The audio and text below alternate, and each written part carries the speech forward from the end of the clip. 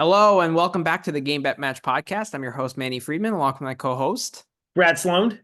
All right, back in the house, baby, for Back in the house, yeah. one of my favorite weeks of the tennis calendar, to be honest. We were just talking about it, but like this week we got like these three tournaments. There's literally 22 hours of just straight action, right? Yeah.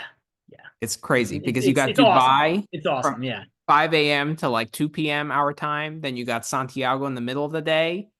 And that leads right into Acapulco, which goes from like 7 p.m. to like 3 in the morning sometimes. So Yeah, it's it's like, great. If you walk away from your computer for 2 hours and you have bets on the matches, you can basically either like wake in cash, work in cash, uh, play shit tennis in cash. cash, lose your bets, lose all your money and not cash. That's always an option too. That's been me in Doha this week. Was I think I went like 1 for 9 one day. It was one of the worst days I've had betting a tournament ever. Like I That went was, 0 for 6 yeah, on money lines. I bet 6 money lines in round two and none of them came in.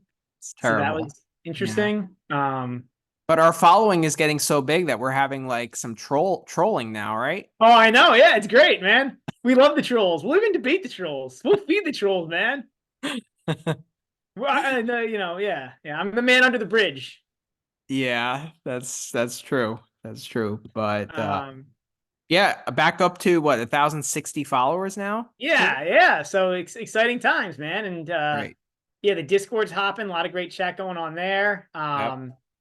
Yeah, all great stuff, man. It is. It really I is. wonder, have you checked? Like, are we getting like higher view counts now on our videos as well? I don't. I haven't We even are. looked. We I've been have too busy with about that, but 400 views on Spotify now.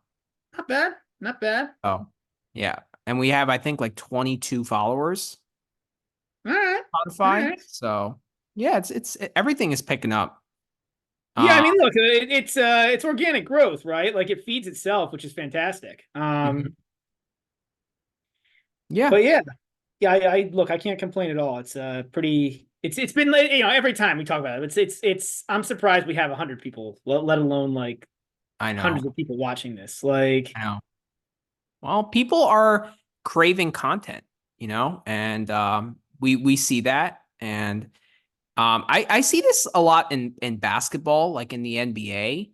Like I feel like more people look for content on like stories in terms of like betting content, but as well as like, rumors with trading and all that than actually watching the games. Like I feel like the betting aspect in sports has like really picked up the content more so than the actual game itself.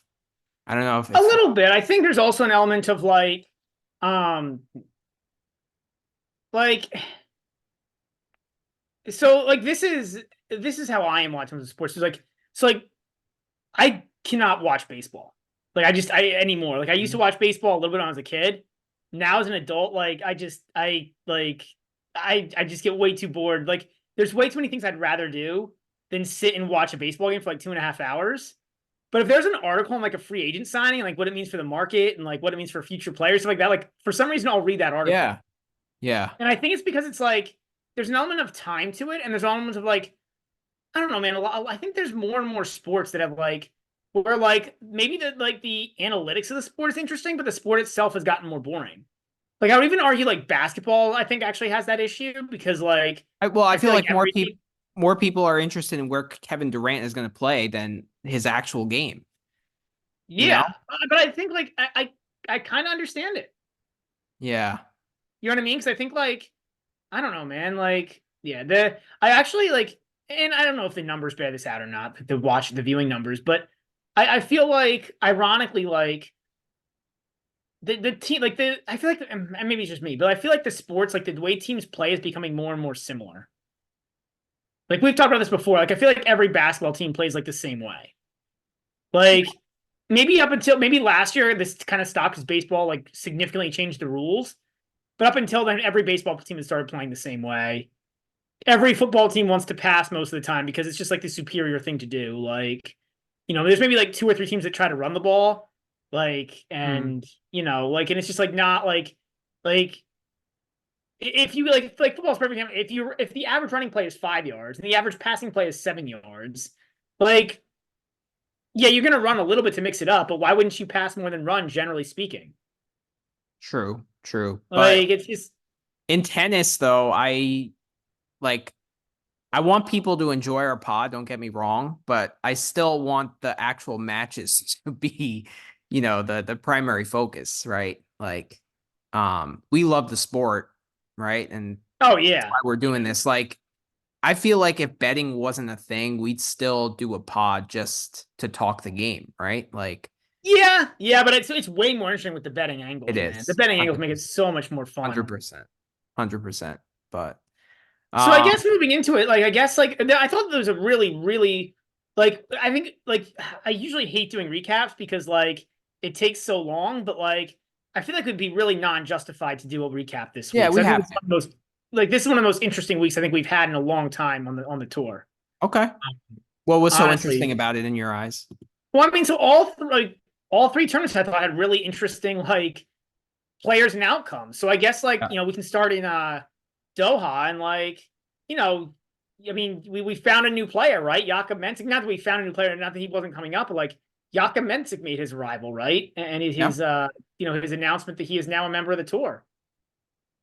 Yeah, super impressive. And like I honestly I thought he'd beat Murray.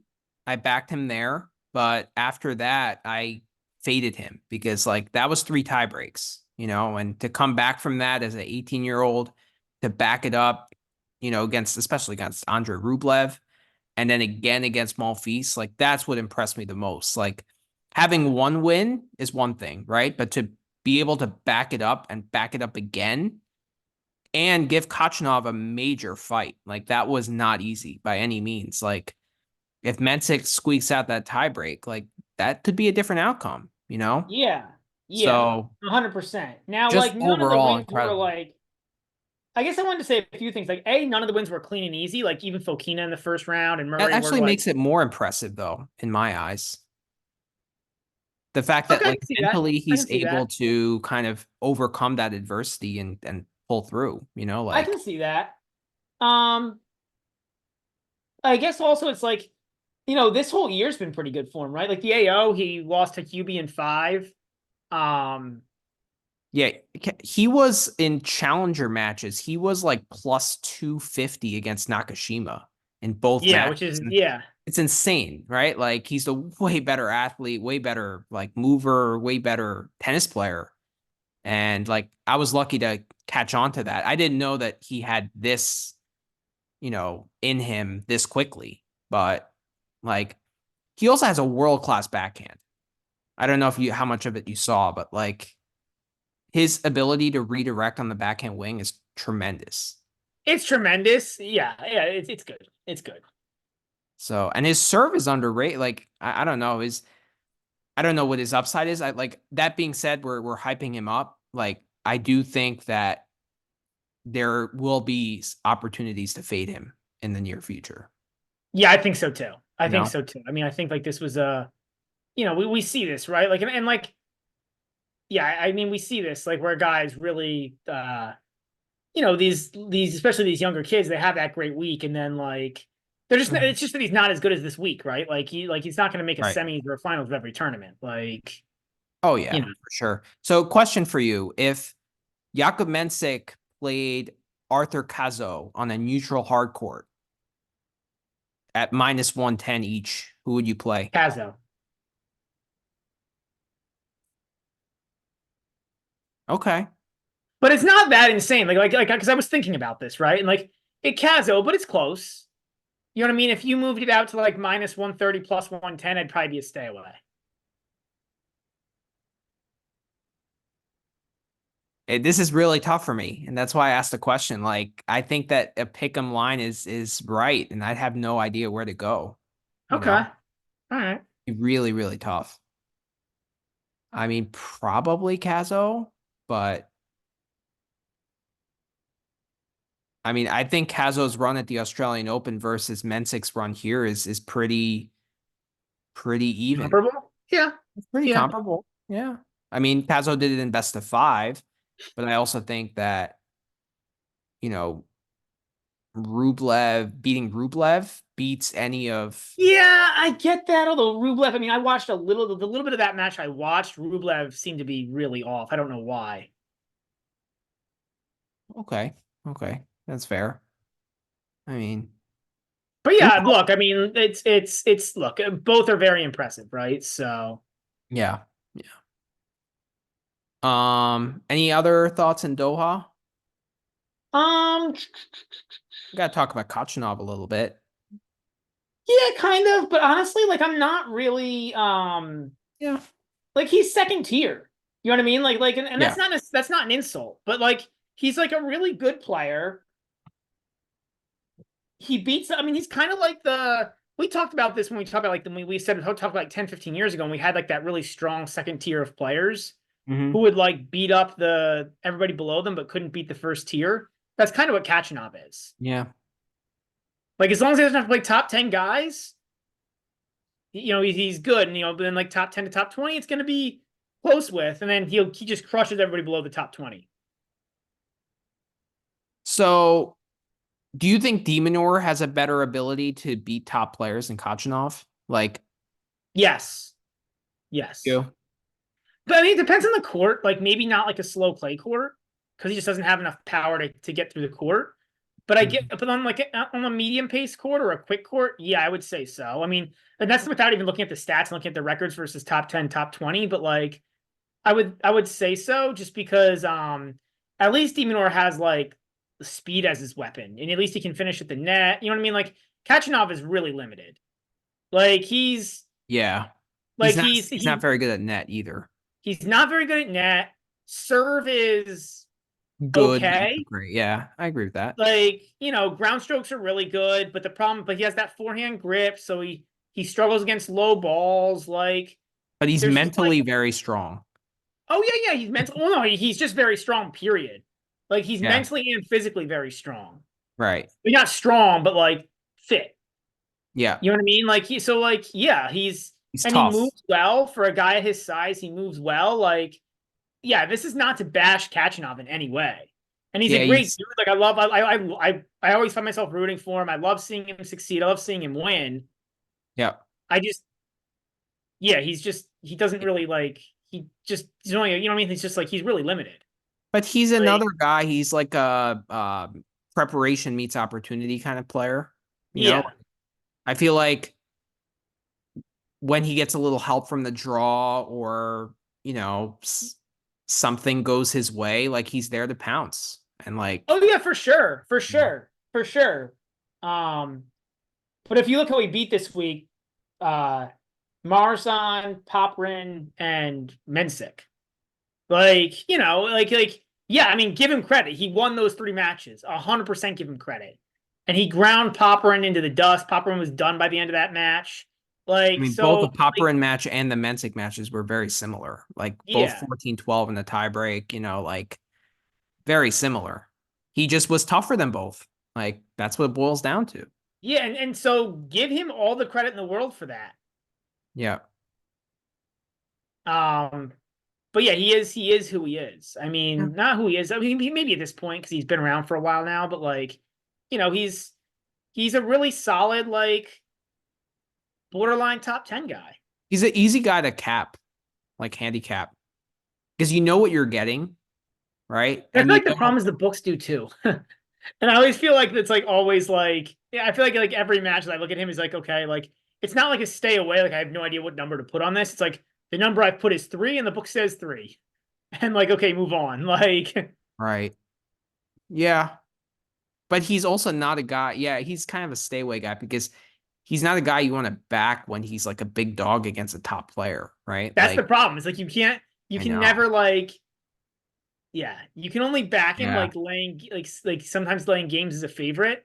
But like if you like to bet dogs, you can never bet his matches because like he always wins as a favorite and he loses as the dog. One Like, thing you could do is like if he plays like a Alcaraz or a Sinner, you could like take the games with him because like he doesn't win, but he makes it pretty tough. the problem is they don't give you a lot of games. They'll give you that annoying like 3.5 No. Yeah. or like that 6.5, I think, and then lost by 7 against Sinner. Like You get a lot of those lines. You get like the books have been pretty well figured out. Is like if we can Yeah. figure out the books, bakers can too, right? And the market can too. Like that's the problem. He actually played really well against Sinner. I don't know if you saw that, Matt, but like that was one of Oh, he did. Sinner's. I saw the second set was he played Yeah. insanely. Yeah. Yeah. Yeah. So credit to Um, Khachanov for coming through there. yeah. Let's touch on Rio. So Baez, I cashed the 22 to We 1. first have to we first. Yeah, we can talk about we can talk about bias first, and you cashing a bias ticket. That's the most important thing. Yes, 22 to 1. It's Yeah, he was first in big cash of the year for Alcaraz's. the pod. Well, Yeah. not for the pod, for you. I didn't back him. He's a Yeah. guy I like, but Alcaraz getting hurt completely changed that tournament. 100%. Well, And I didn't like, play the each way line because of Alcaraz, right? Like, right. But the problem is, so first thing, so now that we got that out of the way, second okay, thing is the actual champion of this tournament is the fans. I agree. I agree. Like the fans are, especially when the Brazilian that day that the quarters Friday Yeah, when yeah, three that was Brazilians were crazy. playing was an amazing day to watch Yeah, that was because like they were just going nuts for like every match. Like they were even going nuts for like Montero. Like yeah. Even Andy Murray said that like South America deserves a Masters 1000 just because they like do 100%, yeah, 100%. 100%. I don't yeah. like I guess like the only issue I don't know where you put in the calc. Well, actually, why can't the Golden Swing have 1,000? Why can't the Golden Swing could cap with 1,000, right? Like, and they would probably get a lot more players, a lot higher quality draws. Yeah, I'd agree. Um, Like upgrade Buenos Aires to a 500 and make Rio 1,000. There you go. yeah. I mean, I would love it, but like then you'd have to have more players buy into playing clay early in the year. And that would be a tough sell, granted that like Indian Wells and Miami are in, March. I think that's I think that's an issue. It's also just pure economics. Like, let's be honest. Yeah, I know. It's not it's just pure economics. It is. Like Yeah. South America should, if we're talking as tennis purists, South America should get 10 slams before Saudi gets one. Like, you know what I mean? But it's just So like, true. it's So yeah. true. Yeah. But Yeah. No, definitely. I mean, I I don't know. Baez deserves more credit than he gets. Like, what is this? His sixth? I'm gonna play the other side of that.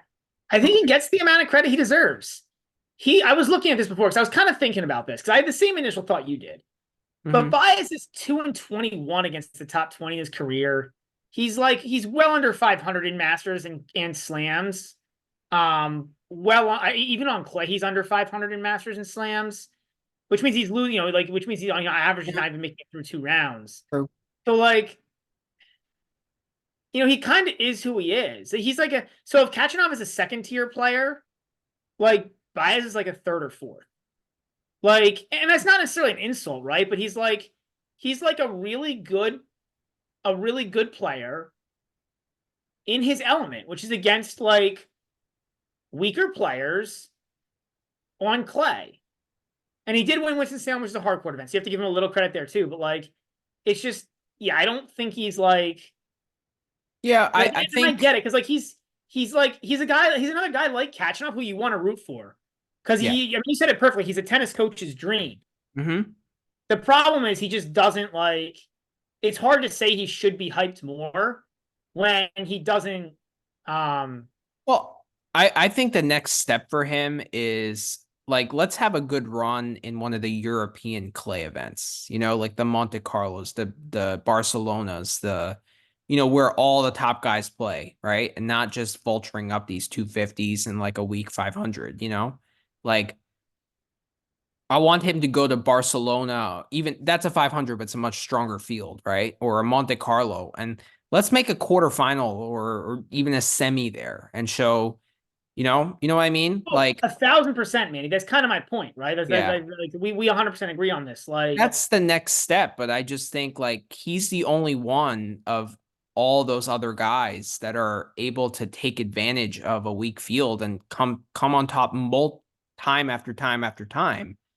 oh And yeah, like he's great when he's playing against, you know, guys who are below sub 50 um guys on clay, especially altitude clay. Like, because remember, he's done okay in Europe. He won Kitzbühel last year, I think. He might have Yeah. another clay title or two also in Europe. He just like, I mean, I just said it, right? The problem is he can't beat stronger guys. But like, yeah, I want to see it in April and May, right? Like, even if he vultures up Geneva or like one of those, right, with a stronger field, you know? No, it's not for me. Like, I want to see him perform against like better guys. You know what I mean? I want to see him Okay. perform like well against better guys. Like it could be, it could be a Holger Rune on clay. It doesn't even need to be like a top tier guy. Just somebody Yeah. who's like at least it's like I want to see him perform against like a guy who's really highly regarded. So that was actually my next question. If Baez played a Holger Rune or a Sissipas right now, what would you put that line at on clay? So I think those are two completely different animals, but Okay. I mean,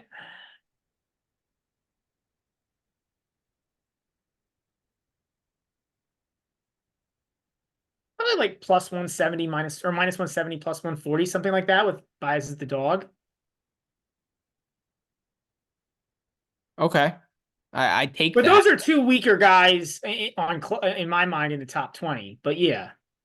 Well, yeah, I mean, obviously against like Alcaraz or even Sinner or Djokovic, like he's going to be a huge dog. But like those are guys that I feel like he could beat at this stage, right? Like though, that's what I want to see. Right. To see him Right. rise to the occasion and beat one of those guys, you know, and that's the 100%. next Yeah. step. But I still think we have to give credit where credit is due, right? Like he's a guy But that just I think he does get I think he does get some credit. Like how many who is a worse player than him that gets more credit? Like Seb Korda, I guess, fine. Yeah, like there's a Jack few, Draper, what? Draper. Draper. Yeah, I mean like I guess yeah, I mean, yeah, I guess like and Korda, it's because he's beaten Medvedev a couple times. Like at least he's gotten some like big wins that you can point to and These say are like, guys with way more talent that can't win a tournament, what even if at 250 level, right? right, Like but like, Monterino is in the same boat as Baez, right? Where he can't beat a top player, but he's still racking up titles. yeah, yeah. I just don't know that like. I guess my point is like I don't know how many guys like really get credit. Like I think it's more of a different thing where like in tennis, there's only a few guys that soak up all the limelight, right? So there's just none left for like the 20th or 20, like because like that. And the other thing with like Bias is he's only on clay. Like I know he's got a Winston Salem title, but that's a warm up event for the U.S. Open. It's a little bit of a different bird, and like I don't know. There's I, but I just like want I want Baez to get more and like Monterino to get more like hype than Korda or Draper. so should That's Echeverry get more hype? well, he hasn't won a title. But he's made a slam quarter. Okay. Yeah. But Korda has Should Borna Koric get more hype? um no, but that's just one good run in Cincy. I just Yeah, I just appreciate the fact that Baez is able to win multiple titles in at different times, you know? And like not a lot of guys can say that, even at 250 level. but they're all 250s with weak draws. Or like they're all 250s when he doesn't have to play, you know, All I'm saying is that a anybody. lot of guys are not even taking advantage of that, like when we think they can or they should. They're not. And Baez is there to take advantage. And But I mean, okay, so how many guys are that much better that we're saying are in that don't take advantage category? Like you named two, Korda and Draper, but like my point is there's not that many. I think that's more just like okay, have fun like bashing Korda and Draper, which we love doing on this podcast. But like um Musetti, It's another Well, was example. anyone Hamburg a couple years ago, right? So like he's got a Yeah, 500. but He, exactly that's my point with Baez. Like he's been doing this in multiple years. Like he's won at least a title in like the last couple years. yeah, I mean, Said Zeddy had he's a one bad as a year one last hit year. wonder. Like, I would rather win 250s in different years than just win one like 500 and just like be an afterthought after that. I appreciate consistency and like doing it over and over again. And that to me is undervalued. okay, I mean, maybe. I mean, I get where you're going with that. Yeah, I'm just, I don't know. It's I hear your point. I just think there's, I think it's you have to pump the brakes a little bit. Like, is he Okay. like he is who he is? He's like a top 25-ish player on clay, I would say. Okay. All right. Let's monitor. Let's revisit this conversation in April. But I mean, right? Like, if he gets a couple big wins, then I'll be a lot more excited about him. Right? I just want to see him I want to see him beat somebody. Like. Okay. That's fair. That's fair.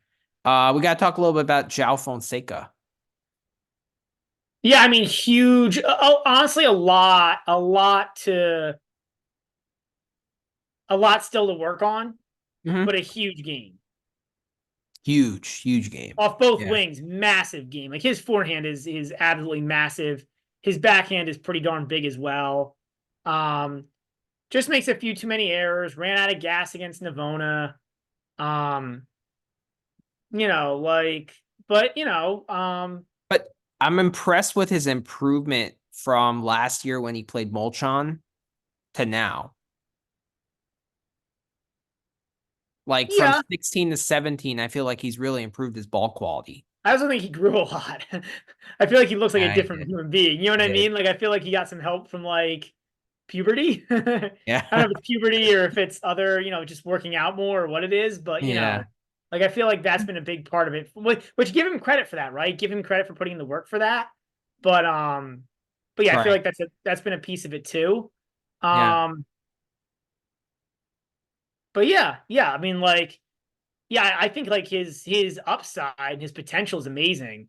Um, and yeah, he's so fun too. Right? He's just like a fun guy to watch. Like, Yeah. he's Yeah. got a Yeah. little bit of that like star attitude, kind of the way that Alcaraz does. Yeah. Which isn't like, I think it's like, I don't love to see it in like too much, but I think he's fair about it without being a dick. He's not Yeah. Seyboth. I don't know if you saw Seyboth willed, but Nori double faulted in one of the matches, and Seyboth willed did this to the crowd. So after Nori double faulted, it was so dickish and so funny. Like, That's um, that's funny. yeah, I've Did never not seen see that that. before. I've never seen a player get like actively like amped about a double fault in Yeah, there. But like, Seaboth Welch is just yeah, he does yeah, that. yeah. Uh, Uh yeah, so that's Rio for you. And Yeah, I mean, got to give Baez credit. Navone making I mean, it was cool.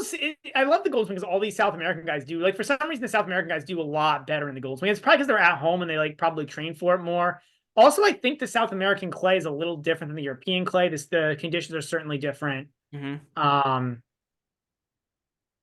but Yeah, yeah, it's just like a fun. There's one more event I know, but Santiago's kind of different than the rest of them, to be honest. it is. Um, It's like yeah, after the 500. Like Rio is the Crown crown Jewel. jewel, the crown jewel of the Golden Swing.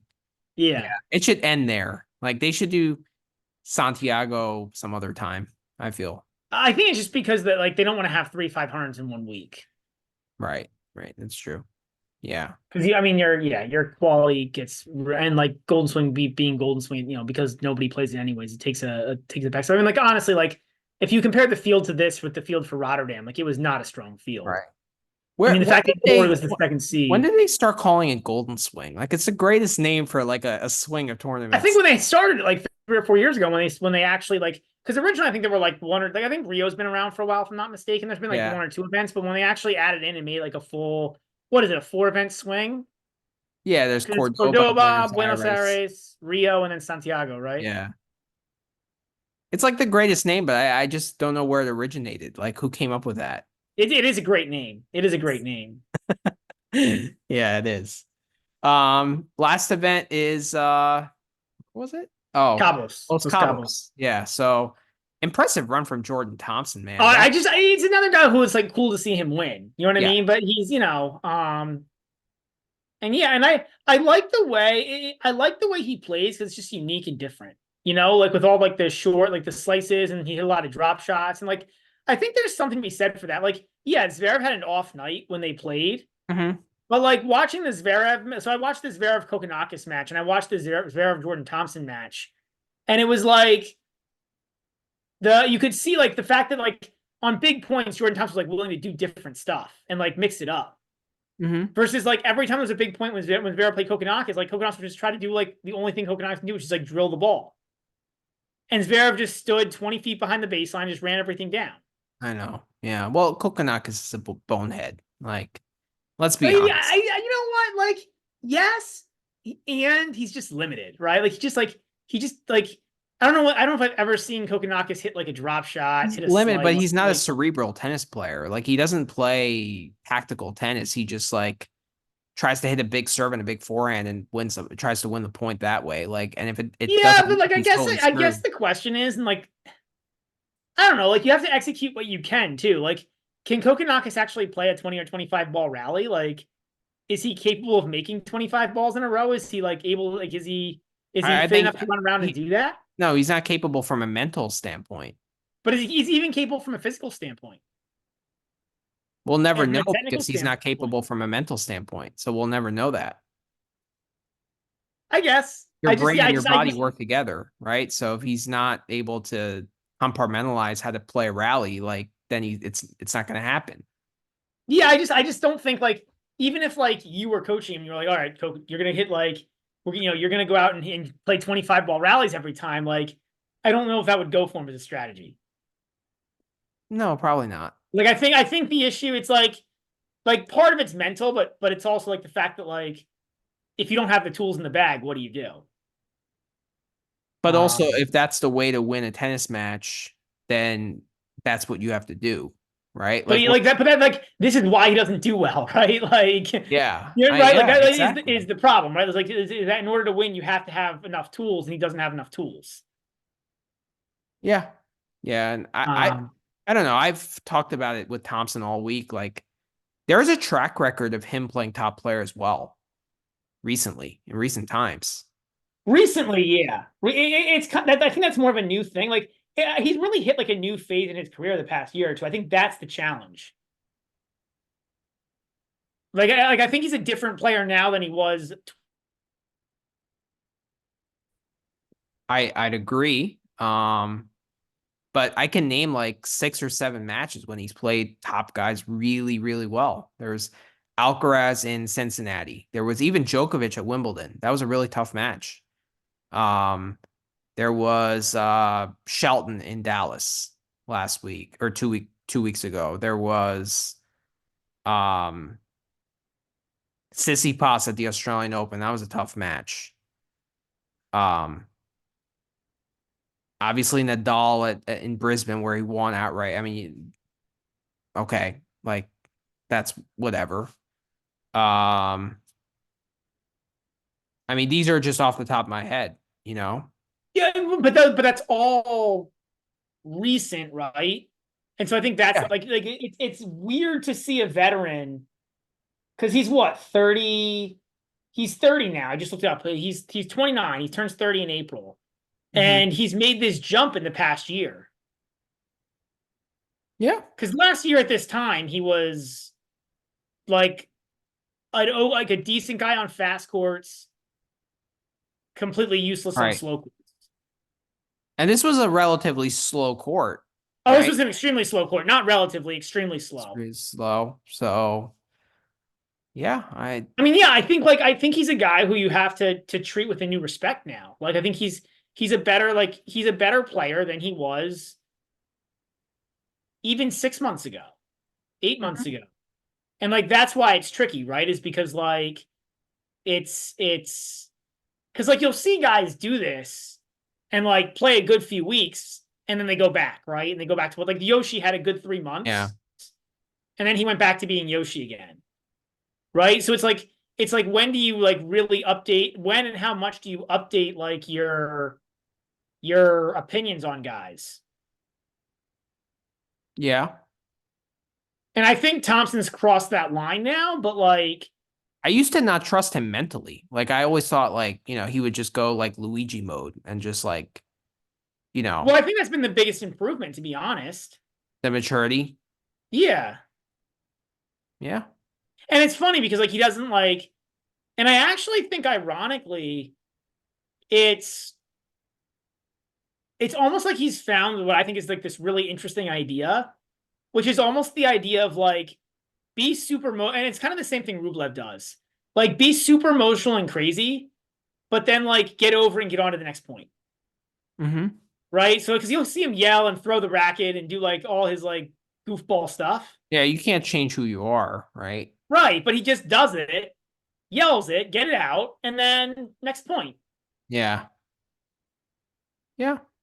I mean, I've said it before, but like you could be a gazillion, like tennis doesn't suit one personality, right? No, It no. suits you could be any personality and have success on the tennis court, right? Like we've seen it with McEnroe and we've seen it with Federer, right? Like, Yeah.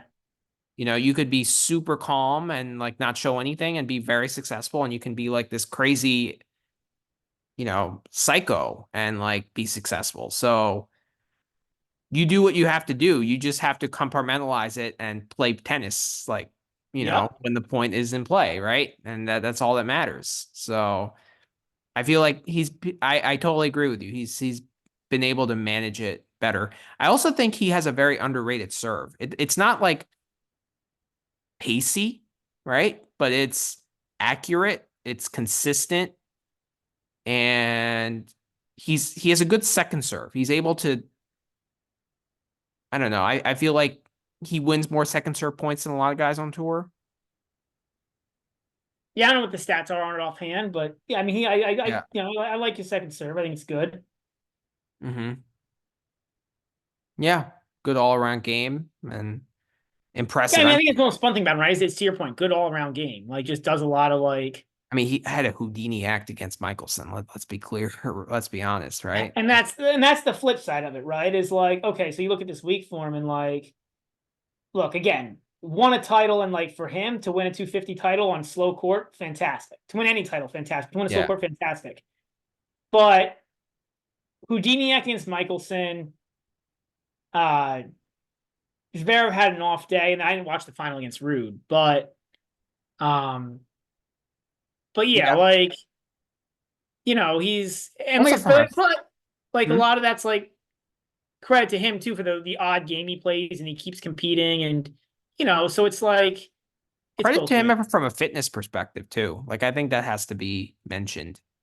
Yeah, to come back and playing 340 with Zverev and come back and beat Rude, yeah, yeah. Impressive. Impressive. Yeah. I mean that match versus Zverev might be match of the year candidate. That was fantastic. That was really good. I saw it from start to finish. I was enthralled. Yeah, it was one of the more yeah. So yeah, for sure.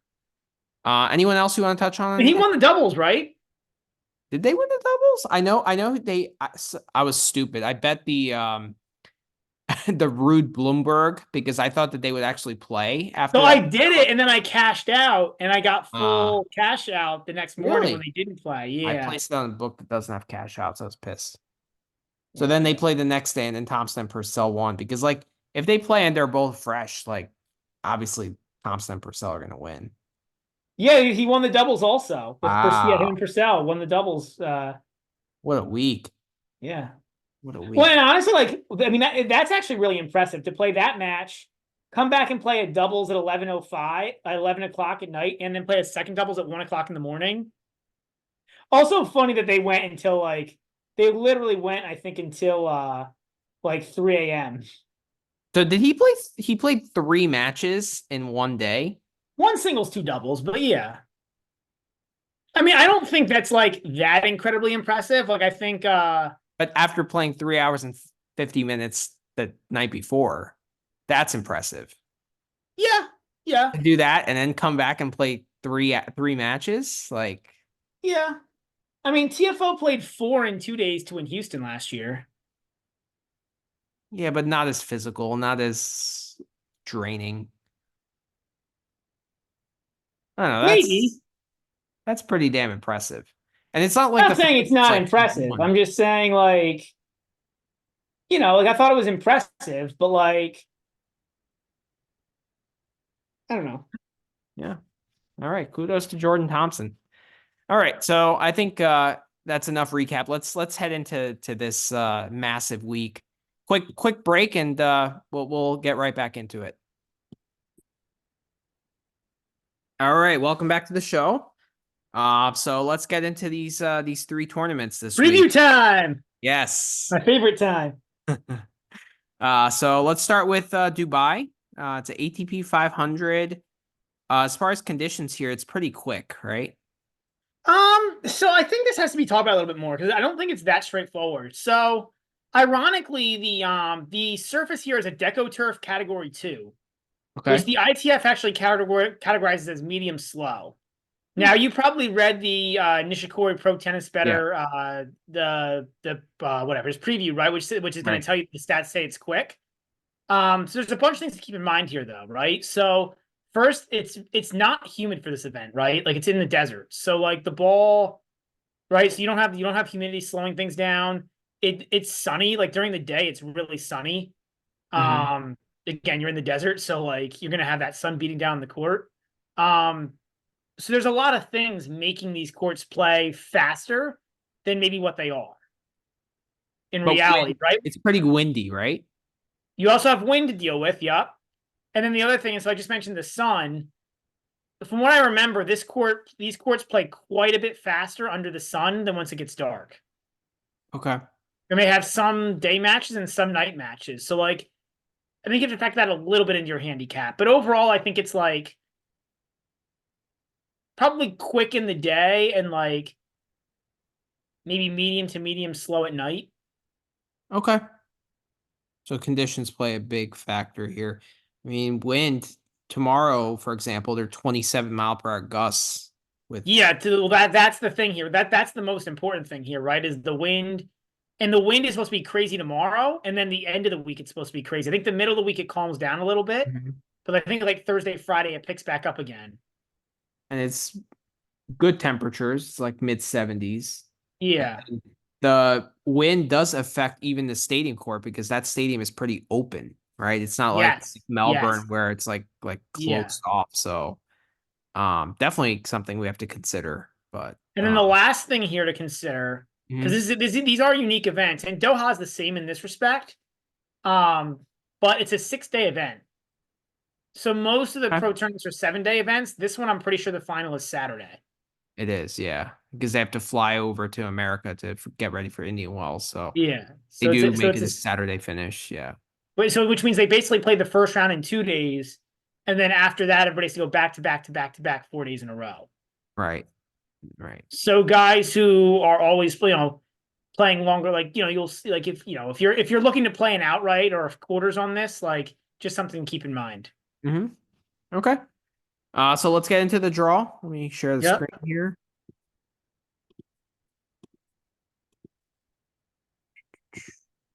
All right, here we go. So we got Medvedev will play Alexander Shevchenko. Sumit Nagal will play Lorenzo Sonego. We got Jakub Mensik, the Doha finalist, will play Borna Koric. And then we got Fabian Marjan will play ADF Davidovich Fokina.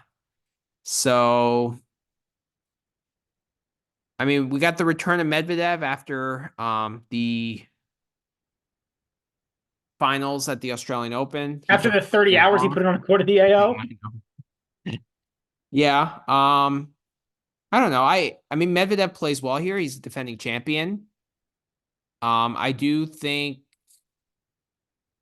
he might be like fadeable to lose a set early on or, that kind of thing, right? But Yeah. I don't see how he necessarily loses this quarter. I don't really see anyone that can really trouble him, to be honest. from Yeah, I like mean, losing honestly, outright. I mean, I think I see like, ironically, like there's a bunch of guys here who could trouble him, I think, but so Medvedev is minus 225 to win the quarter. Last I saw, Okay. I he'll mean, probably win the quarter, but I don't think I would bet it at minus 225, I agree with that. Yeah. especially because like if you look in the bottom, those bottom four guys in this quarter are actually all the kinds of guys that could like come out and play a great match. Like all four of those guys have the ability to come out and play a good match. They're Will high they? ceiling, Probably low not. floor guys, all four of them. Yeah. Yeah, it's actually a really fascinating section. It's like It they've is. put all the guys who are similar in that respect in one section and said, okay, you guys just like battle it I out. know. Like all the dogger passes. I mean, I'd The really other like to. funny thing from a betting perspective is Sumit, last I saw, was 80 to 1 to win this quarter. Yep. I didn't play it, but damn was I close. Like, I will talk about his match with Sonego. I think he's live there. Oh yeah, I agree with that in that match. The question is, can Sumit beat Medvedev like 1 out of 20 times? Well, I actually think Shevchenko is probably the toughest match in this section for Medvedev. Like, because it's the first one back, right?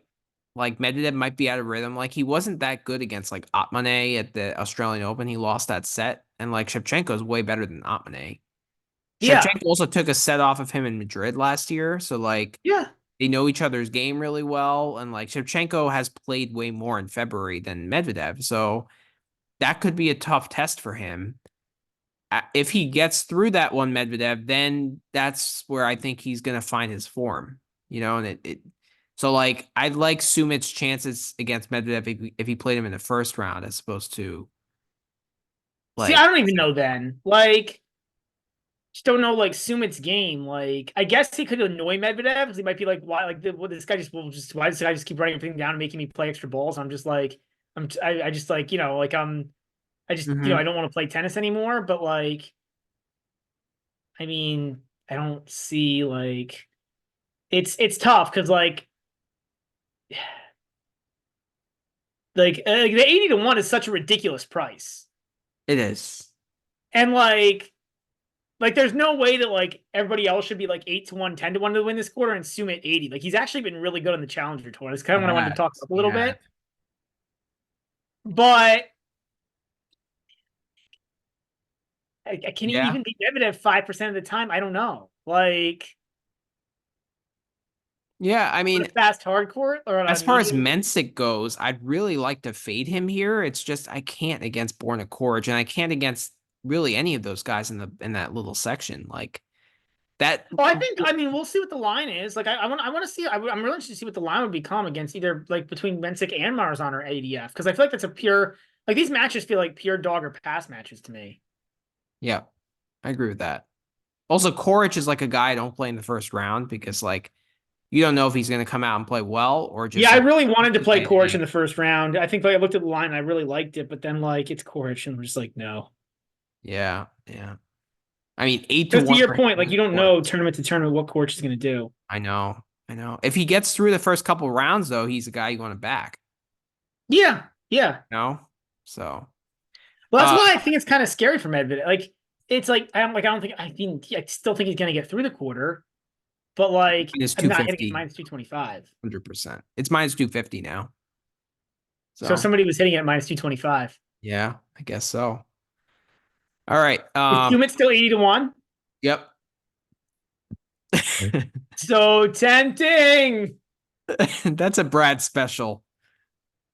I mean, I just don't think it's probably the right move here, but like, it's so close. Like 100 to 1, I think you'd have to hit it on pure principle. Yeah. Yeah. Anyways, on to the next quarter. All right. Next quarter, we got Hubie Hurkacz against Jan Leonard Struff.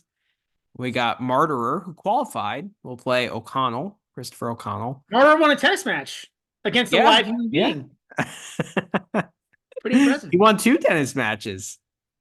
Both against human beings, live human beings. Yeah. Yep. Yep. Not They against both had aliens. all limbs I and guess. played with tennis rackets. I mean, did you see these matches? I'm not convinced he won a match. Like, Yeah, I he's saw the been that scores that he bad. did. I saw he's in the draw with a Q next to his name, but I still don't believe it. I Like, know. I know. It's funny.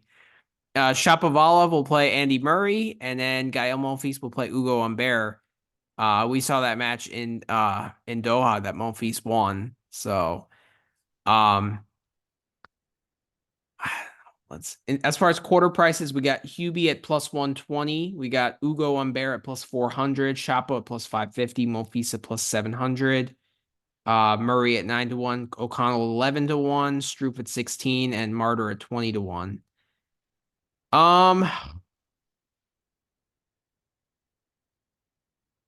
I'd love to play Ugo Humbert here. It's just like I feel like he's so much better indoors than outdoors. Like you were right. You this is were what I spot said last on. week. Yeah. You're spot on. I thought like, you know what? He's just in good form and like he's a guy to back. But you're totally right. He's just way better indoors without those and the wind is just not good for him. And I Uh, think he gets a boost mentally when he's got a crowd behind him. do you think it's more that or do you think it's the conditions? I think it's more the conditions, but I think the crowd helps. Okay. Okay. But yeah, I Uh, think if I had to weight it, I'd say it's probably like 80% the conditions and then 20% the crowd. But like, because he won Mets last year too. Now, now he won like yeah, two of the last three you're right. French indoor hardcore tournaments. Um, yeah, honestly, I've gone really boring here. And I took Hubie at the plus 120 to win the quarter. He should not lose to Struff, man. No, Like I know that's a surf fest, but he should not lose to Struff. He should be absolutely like not. he's returning better. He should be able to find one to two breaks to win that match. O'Connell would be tricky in the second round. He still should not lose to I O'Connell. agree. Like he really should not lose to O'Connell. And then like he's not losing to Murray. Chapo, I guess, who knows what Chapo shows up like. And I think he beats like Humbert on an outdoor hard. I think he's like a pretty big favorite there. Like I think he's like he should be, I think, at least 60-40 there to beat Ugo Monfils is the Humbert. one guy that I'm a little bit scared. I'm tempted to hit him at 7-1 to win the quarter. I don't know, man. Like, can Monfils back it up? Like, he went deep That's last week. that's the question. Yeah, exactly. And again, like, this is kind of why I brought like this 6-day event too. Right? So like if he and like Monfils loves to play long matches. Yeah, but to win the quarter, you don't have to worry about a 6-day event. Like that's 3 matches he has to win.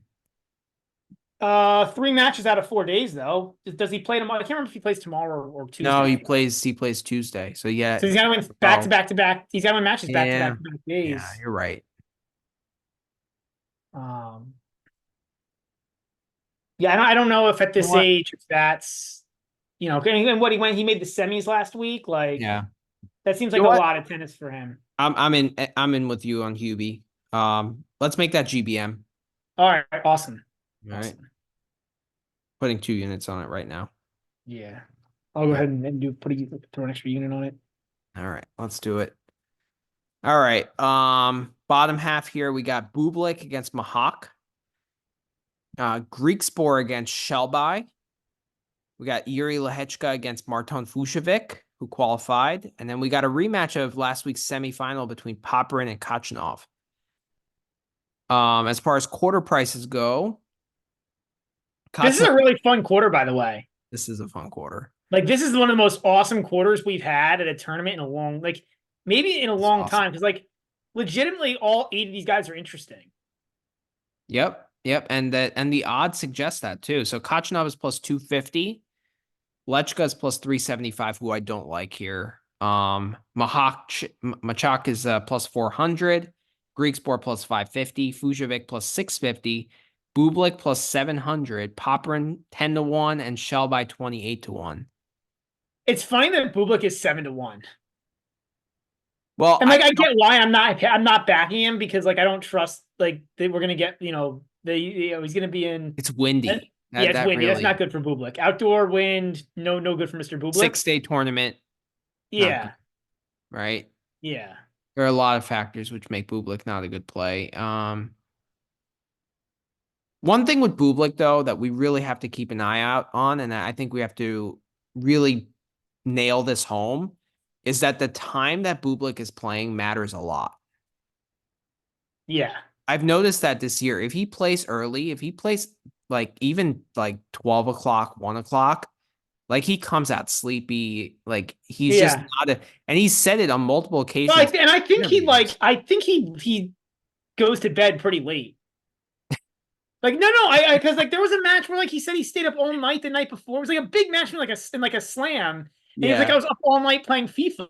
Like, like I think like Yeah, so like if he plays, I mean, so tomorrow, I'm just like curious while we're on this topic. Like he plays, there's not early starts here. The earliest starts are 2 p.m. well, I mean, still, if he plays at 2 p.m., I'm gonna be more likely to fade him than if he plays at like 7 p.m. Yeah, slightly. So yeah, he's playing a later match against Mahach. But Yeah. all right, as far as this quarter goes, man, this is an interesting quarter. This is fun. Right. Holy shit.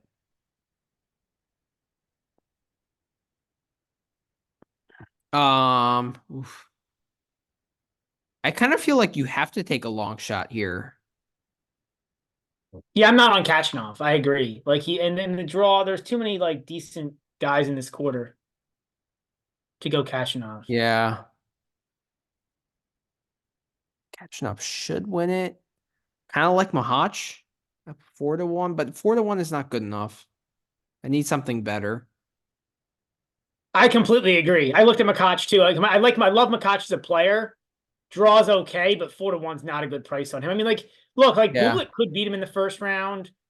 Greek could beat him in the second round. Whoever he plays in the quarters could beat him. Like he's got to dodge 3 bullets at 4-1. I mean, I he's a don't think decent that's rollover guy if you want to play it that way, right? Because you could back out of the rollover at any time.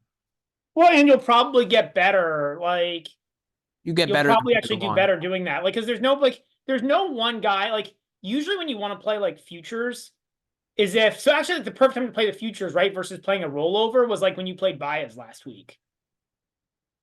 Because there's no way, like, if you would have tried to do a rollover there, you would end up like with 5, 6 units. Yeah, because Alcaraz losing was or Alcaraz Exactly. hurt was You were the just reason. hoping for an Alcaraz loss. Right. Like that was the big thing you needed to get into play. And I did mention Um, that. what? I did mention that Yeah, there you was a did mention chance that for that Alcaraz sure. Yeah. lose. Yeah. So yeah, Um, yeah. Here, I don't think there's one guy to fade in this section. Like there's, I mean, I guess it would be Khachanov, but is Khachanov like, especially Um, Khachanov coming off a long week, is he like the odds aren't telling you that he's that much better than anybody else here? no, we'll get into this, but like there are guys to fade based on the conditions. Like I think based on the wind, there are guys to fade. Like I'm not high on Greek Sport here. I'm not high on Lechka here. Like I think the wind really impacts their game. Okay. Okay. Like Greek Sport is very like timing based and he's very like serve oriented. And if his timing is just a tad off, like it could be problematic. And Lechka is very like he's erratic to begin with. So you add the wind to it, like that's problematic. So we'll get into those individual matches. You could probably like guess who I'm backing. Um, Yeah. Popperin actually surprised me in the win last week. I thought he was pretty good, you know. He's just tough. He's just a tough competitor, right? So Yeah, I don't love him so much. These courts are a little like if it depends on the conditions here. they're Because if he's playing quicker in the conditions. day Yeah. and the courts are playing quicker, I don't think that's good for him. No, probably not. But so if there is a guy, it would be Machak here, but like it's just not good enough. Like 4-1 is just not good enough. I've gone catching or I've gone Greek Sport 5.5 to 1. Mm. Um, Mostly because like I don't know, man. Like he should beat Shelby. He really should beat Abdullah Shelby. Shelby's not a ATP level player. He's a challenger level guy He should, but like I just don't like Griekspoor in this spot. because of the wind. The wind, he didn't play Well, last week. here's the thing. What? Well, yeah, he didn't play last because he was gassed out from Rotterdam.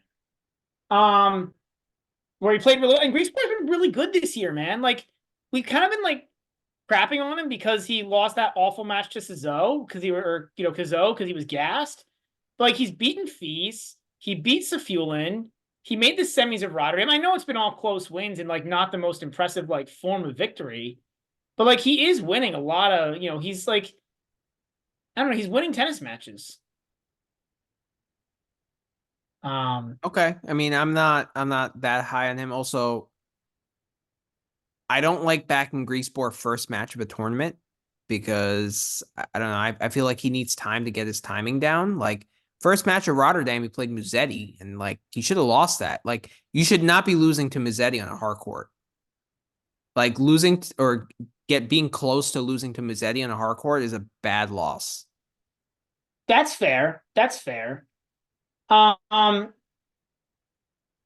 yeah, I mean the way I see this is he really should be Shobai. I know there's wind. I know there's like I know it's not that part of it's not a great setup for him, but he really should beat Shobai. I The mean, if wind is not as bad Tuesday, Wednesday okay, when he's going to play fair. theoretically Makach, maybe Bublik. If the wind's not as bad, I think he's 50-50 to beat one of those guys. Okay. And then I think he's well better than 50-50 to beat any of those bottom four guys. If Fusvitz has played two matches and is playing the second day of a back-to-back or third day of a back-to-back-to-back, I can't remember if he's playing tomorrow or Yeah, not.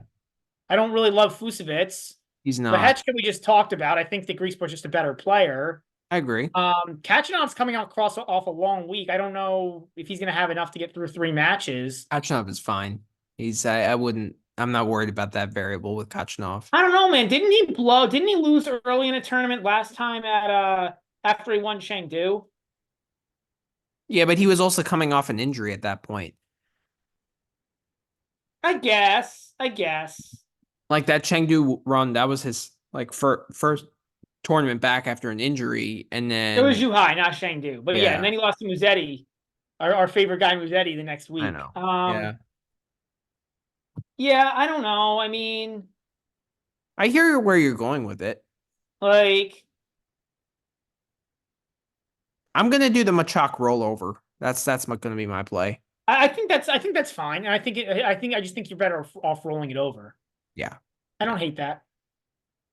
All right, and then the bottom quarter here we got Monorino against VDZ. They're playing tomorrow. We got Kotov against Korda. We got Musetti against Kazo. And then we got Zhizhen Zhang against Andrei Rublev. This is another interesting quarter, to be honest. Yeah, yeah, Not as much from an outright perspective, but like these individual matchups are interesting. yeah. I agree. Um, I mean, guess I like Kazo in a way. But his price, what is his price? Like 7-1? 5.5 to 1. That's a bit No short. way. I mean, that's not. I can't take That's 5.5 to no, I 1. Not can't with take Rublev. not with Like, Rublev in that section. Rublev is plus 130, Korda is plus 300, Kazo plus 550, Monorino plus 650, VDZ plus 1200, Musetti plus 1400, Zhang 18 to 1, and Kotov 18 to 1. Like Zhang and Kotov have a way better chance in my eyes of winning the quarter than Musetti does. yeah, Zhang might have a better chance. I mean, and they both might have a better chance of winning the quarter than quarter. Also, I tend to agree. I to tend to be agree with completely you. Yeah. honest.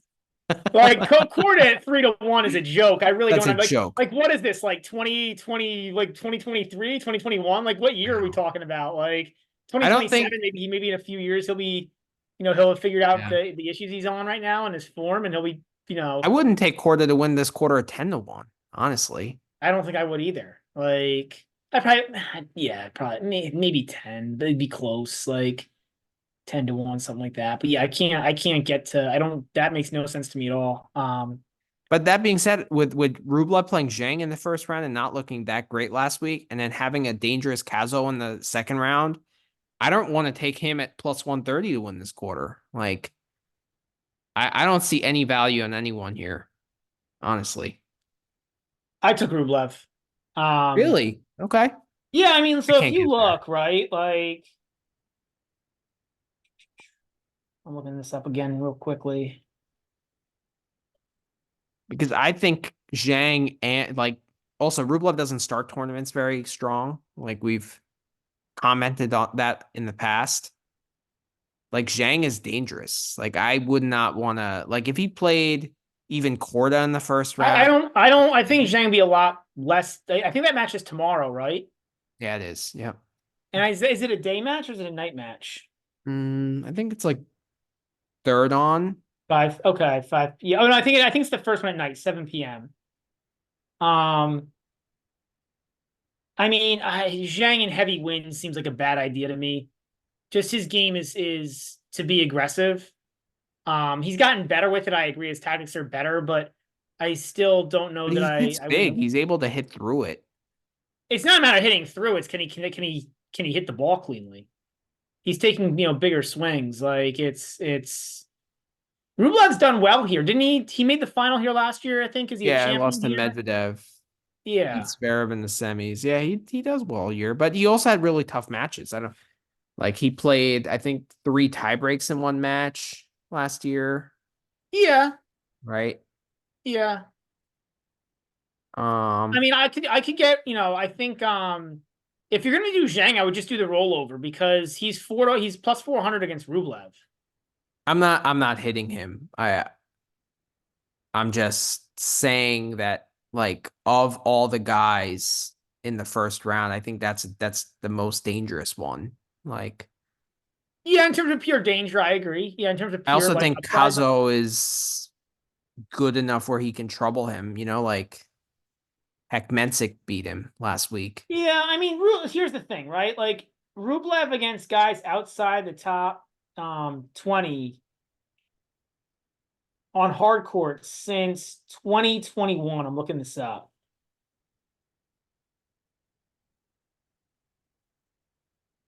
Is 94 and 25. If you take just the last 2 years, 63 and 14. Like he's another guy. He just destroys Mm-hmm. these. You know what I mean? Like he just destroys these like lower ranked players. And I don't think there's anybody here in this draw who I would say like is anything close to a top player.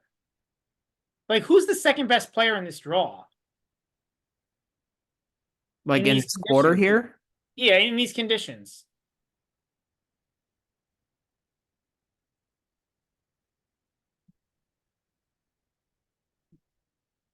it's hard. It's really hard to say, honestly. Like there is. I mean, there's really nobody else in this draw who's really close to Rublev in terms of like level. Yeah, you're right. I don't think it's amazing value, and I think it's probably like I've got him at like 48% to win the quarter or something, or 46, 47, 48% chance, and I think you need like the break even's like 43 at plus 135. Mm-hmm. Um, so yeah, I'm taking it. I think I think it's a but I don't think you're like it's not amazing value, but that's what I've taken. Is I've taken the Rublev at plus 120. I I just think think also like I think if Zhang was not his first round opponent and he was like in that other section of that quarter, I would more likely take it.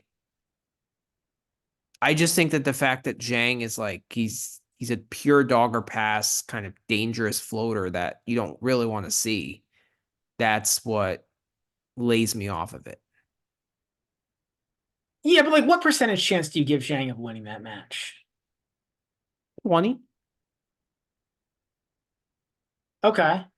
And what percentage chance do you give? I assume you give Musetti a 0% chance to give Rublev. What percentage chance do you give Kazo? About the same, maybe a little less, maybe like 18. Yeah, so I don't necessarily disagree with that, right? And like, but like, so I've got him at like roughly, that same round, roughly 80% to beat Zhang. Like, I actually toyed the idea of taking Zhang on the money line and taking Rublev the futures. Like, it sounds insane, but like, if he's 80% to beat Zhang, I think he's 80% to beat Kazo. Musetti could beat Kazo. Kazo's not like he still has bad days too. Fair. Musetti could beat him. if Musetti does beat him, the Rublev's like 90% to beat Musetti. Like they're like literally the only way he loses to Musetti is like if he gets hurt or something, he gets sick or something. Um, like, I and actually think then any of those top four guys, do any of those top four guys have a better than 25% I chance actually of think winning here? VDZ probably has the best chance of beating Rublev of Which is all. probably another 20%er.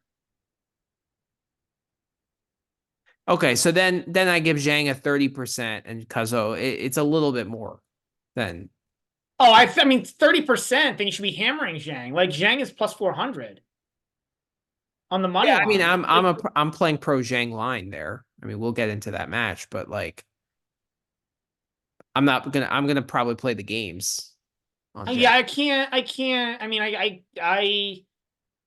if you, so obviously, if you think that Zhang is a 30% chance and you're not going to play Rublev, I think it's more in like the No. 20% range. Okay. Yeah, I think And, it's in 30%. But it's also the first match of the event where Rublev typically doesn't play his best. but he usually still wins.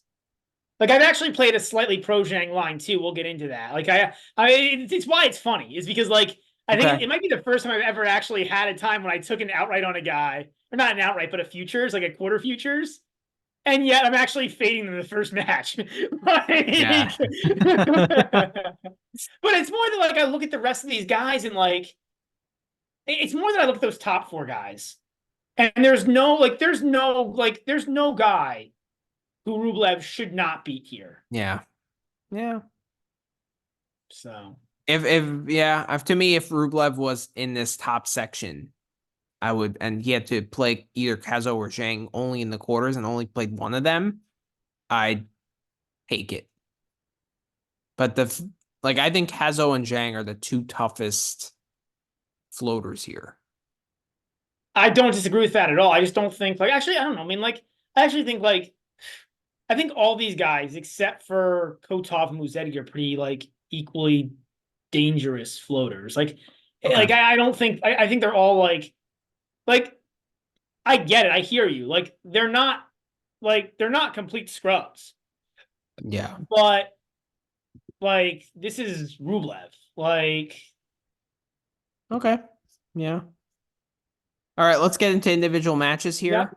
So, first match of the tournament is Monterino against Bodik van de Zandschulp. This line actually moved. Like Monterino started this match as a 2-game favorite, and it Yeah. changed. Um, Now Monterino's a slight dog at even money. VDC is minus 120. I like Monterino here at even money. Yeah, I'm on the same place. I hit it before and I got a little worse price minus 105. Yeah. But yeah, and the funny part is I get it because I probably would have been on Bodic if it was two. If I was getting two, I probably would have actually taken Bodic.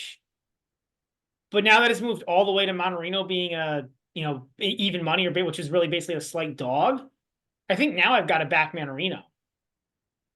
Yeah, I also think like Bodik, like let's be real. He choked against small fees pretty badly. Like in that second set. I think he had like 6 or 7 set points.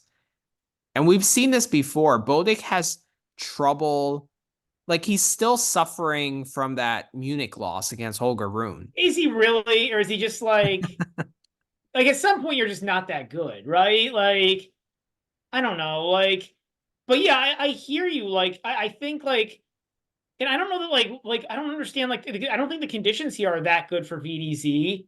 I know Manarino, it's like a travelish spot, but I mean, the he was conditions out early aren't good last for either week. guy, to be What? honest.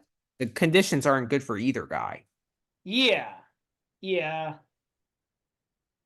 I mean, the only concern would be is I don't know when Manarino got, but it was Delray Beach is the last event he played. He didn't even play last week, so yeah, I'm not Yeah, I'm not too it's a concerned about travel spot, but he's had 2 weeks. it. Yeah. Yeah. It's not 2 units worthy just because um like I don't think the conditions are good for either guy. Plus I Bodik hear has you. a positive head to head against Monterino. What is So the head to head for VDC it's against like Monterey? 3-1, Oh, 3-2. I saw. No, yeah, I wasn't as worried, but I saw it, and there was something that I'm gonna look at that quickly because there was something that made me not as like there was. I looked at that, I saw it, and then I decided not to care about it. I can't remember why.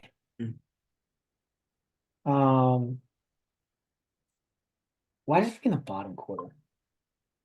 Um, yeah, it's 3-1. They're all in the past 2 years. Um, Yeah. I don't know.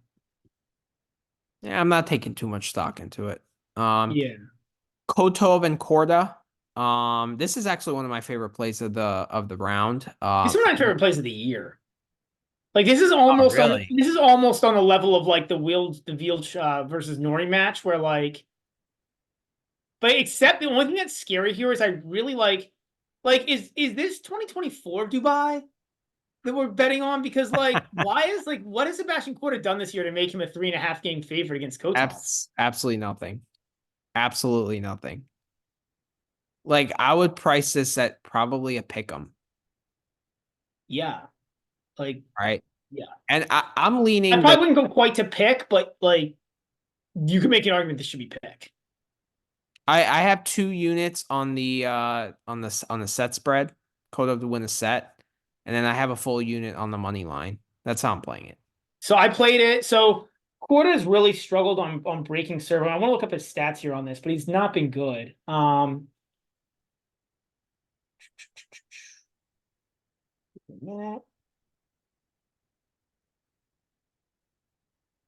I mean, we got to make something here, GBM. I mean, I like the 3.5, so I'll give you the stats in a second. And I think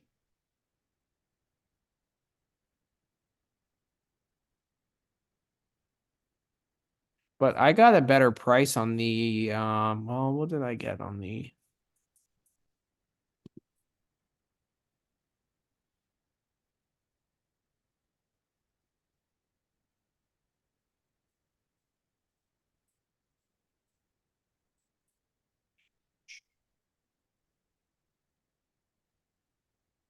I got minus 110 on the plus 1.5 sets.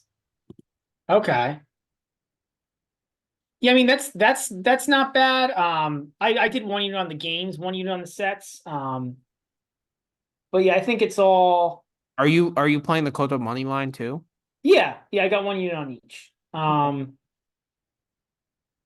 Yeah, I really don't get why we're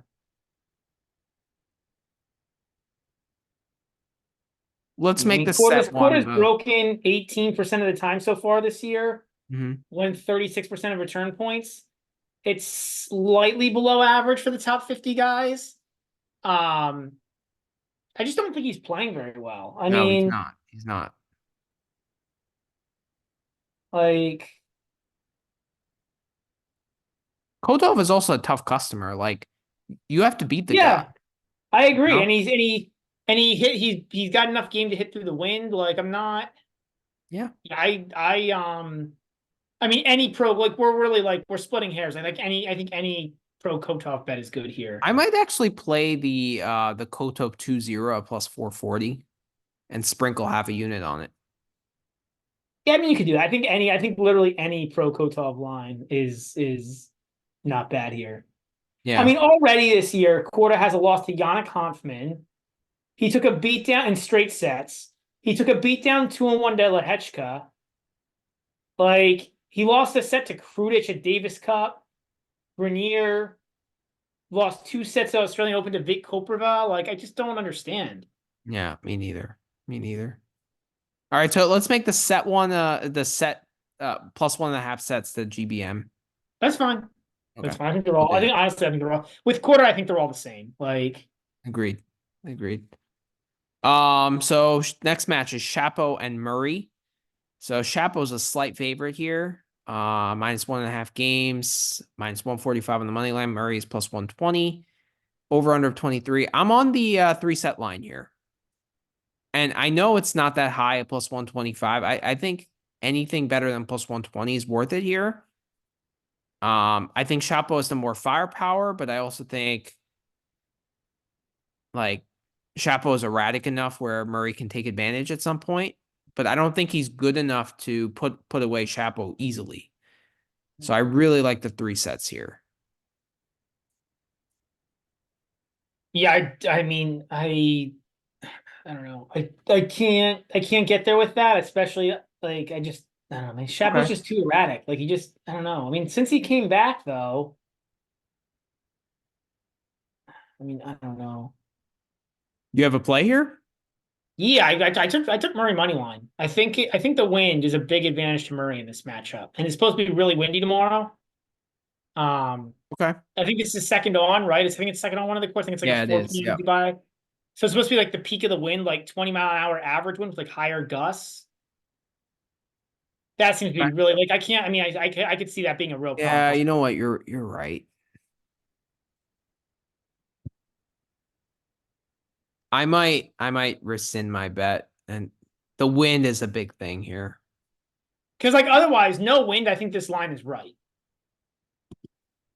Like I think in terms of the players, this is the right line. But I think it's the I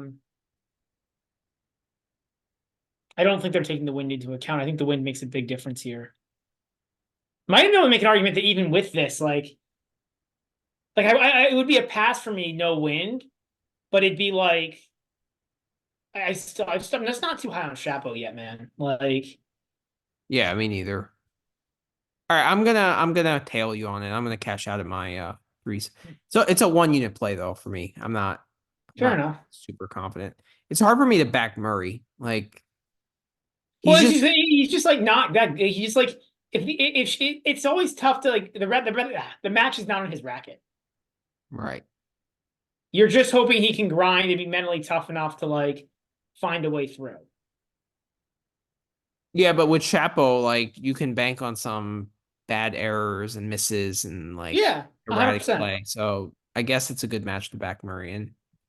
So all right, next match is Bublik against Machak. Um I'm on the 3 set line here at plus 125. I think I got plus 130. But Bublik has played a ton of 3 set matches this year. I know, but they've been more indoors. Okay. I wanted to get Hurkacz at the like I was really hoping this would be pick because Hmm. I wanted to hit Hurkacz at pick, but at minus 130, it's not as interesting to me. Well, It's I'm like gonna. it's borderline player pass for me on Hurkacz at minus 130, Okay. but yeah. Well, I'm gonna play Machak too because I'm doing the rollover. Right, right. So I'm gonna play both the 3 set line and the Machak money line. So 1 unit each. All right. It's hard to back Bublik first round too, right? Yeah, I mean I get why you would take Hurkacz. I Yeah. like it a lot more at I just don't like the price. Like you're kind of backing a little bit on Bublik having an off day, which Hmm. is very likely. Like it's with the wind and such. Like it's probably the right bet to bet Hurkacz at minus 130. It's just hard to do. Yeah, I get it. I get it. Next match is Greek Sport and Shellby. This is another one of my favorite plays of the round. I love the over here. Yeah, I can see why. I'm not. I mean, at 22, it's a lot more exciting than it is at 22 and a half. Yeah. That half game makes a huge difference, doesn't it? Yeah, like this has come down. It's now it was 22 and a half when I first looked at it. It was probably a stay away. I might have to back it at 22, man. Like, I also have a unit on the Shellby money line at plus 260, and I mentioned why. I just don't think wind is necessarily good. Greek Sport's coming from indoors, um, where he had a good week, but like I think the wind is going to impact the serve and the kind of he has like a very aggressive game. So if the timing is a little off, it's going to be problematic. so a couple things about that. Yeah, you should be fine. This is tomorrow night, right? So you should be Mhm. fine. Um, or tonight. This should be fine. Um, yeah, I get it. I just don't think wind is very good for Shelby either. Shelby actually plays kind of. He's not quite as serve oriented, but he's also pretty erratic. It's why he's on the Challenger Tour. Yeah. Um, The 3-set line is appetizing too, plus 150. Yeah, I mean, I hear you. I hear you. I might go the over on the games. I haven't decided yet. Like at 22, it's a lot more appetizing than 22 and a half. It's a I need to think about it a little bit, but it might happen at the Okay. 22. It's kind of borderline to me. For me, that's a 2-unit play. The over. Okay. Yeah. Yeah, it's just I watched a show by Popper match and like it was a really messy match. It was just a really like there's just a lot of errors, you know? Yeah, Like but I mean that's but what I Greensport can give a lot of errors back. right, exactly. So and that match went over, right? Yeah, every Popper Oh, match. like I think Popperin is kind of similar to Greek Spore in a way. Um, kind of. Yeah. I All mean, right. Greensport's a lot better net game, a lot more touch. Like Greensport's got a lot Yeah. more tools. Yeah. But I would play him like indoors. I think Greek Spore is better. And I think Greek Spore, I mean, it's a relatively fast court. So, but yeah. It's a good Xi point. Jinping against Rublev. So I am all over the plus 4.5 games for Xi Jinping here. Um, That's my play. I've gone over the 9.5 games in the first set. Okay. I don't. Again, I just don't love Zhang in like. Now, again, this is like a little. I just don't love Zhang in wind. Like I'm a little worried about wind with Zhang. Like just with his just the fact that he does try to hit big. Um, yeah, but I agree with you. I think the idea of like Zhang taking either Zhang games, taking overs, like something like that, I think that's the right direction to play this. Mm-hmm. I think Um, 4.5 is a lot. Like I think it should be 3.5. Um, and like Rublev starts tournaments slow. Like well, that's the thing, right? I think that like 4 is probably the right spread. 4 to 4.5 if it wasn't first round. But mm-hmm. yeah, Rublev is not, especially for like yeah, Rublev starts. You hit on the head. He starts tournaments slow. Um, I mean, even Gasquet nearly covered the 4.5 last week. yeah, Bergs, I mean, didn't, but it was still 7.5. yeah. And like I view Zhang as being way better than either of those guys, honestly. Brody I covered get it.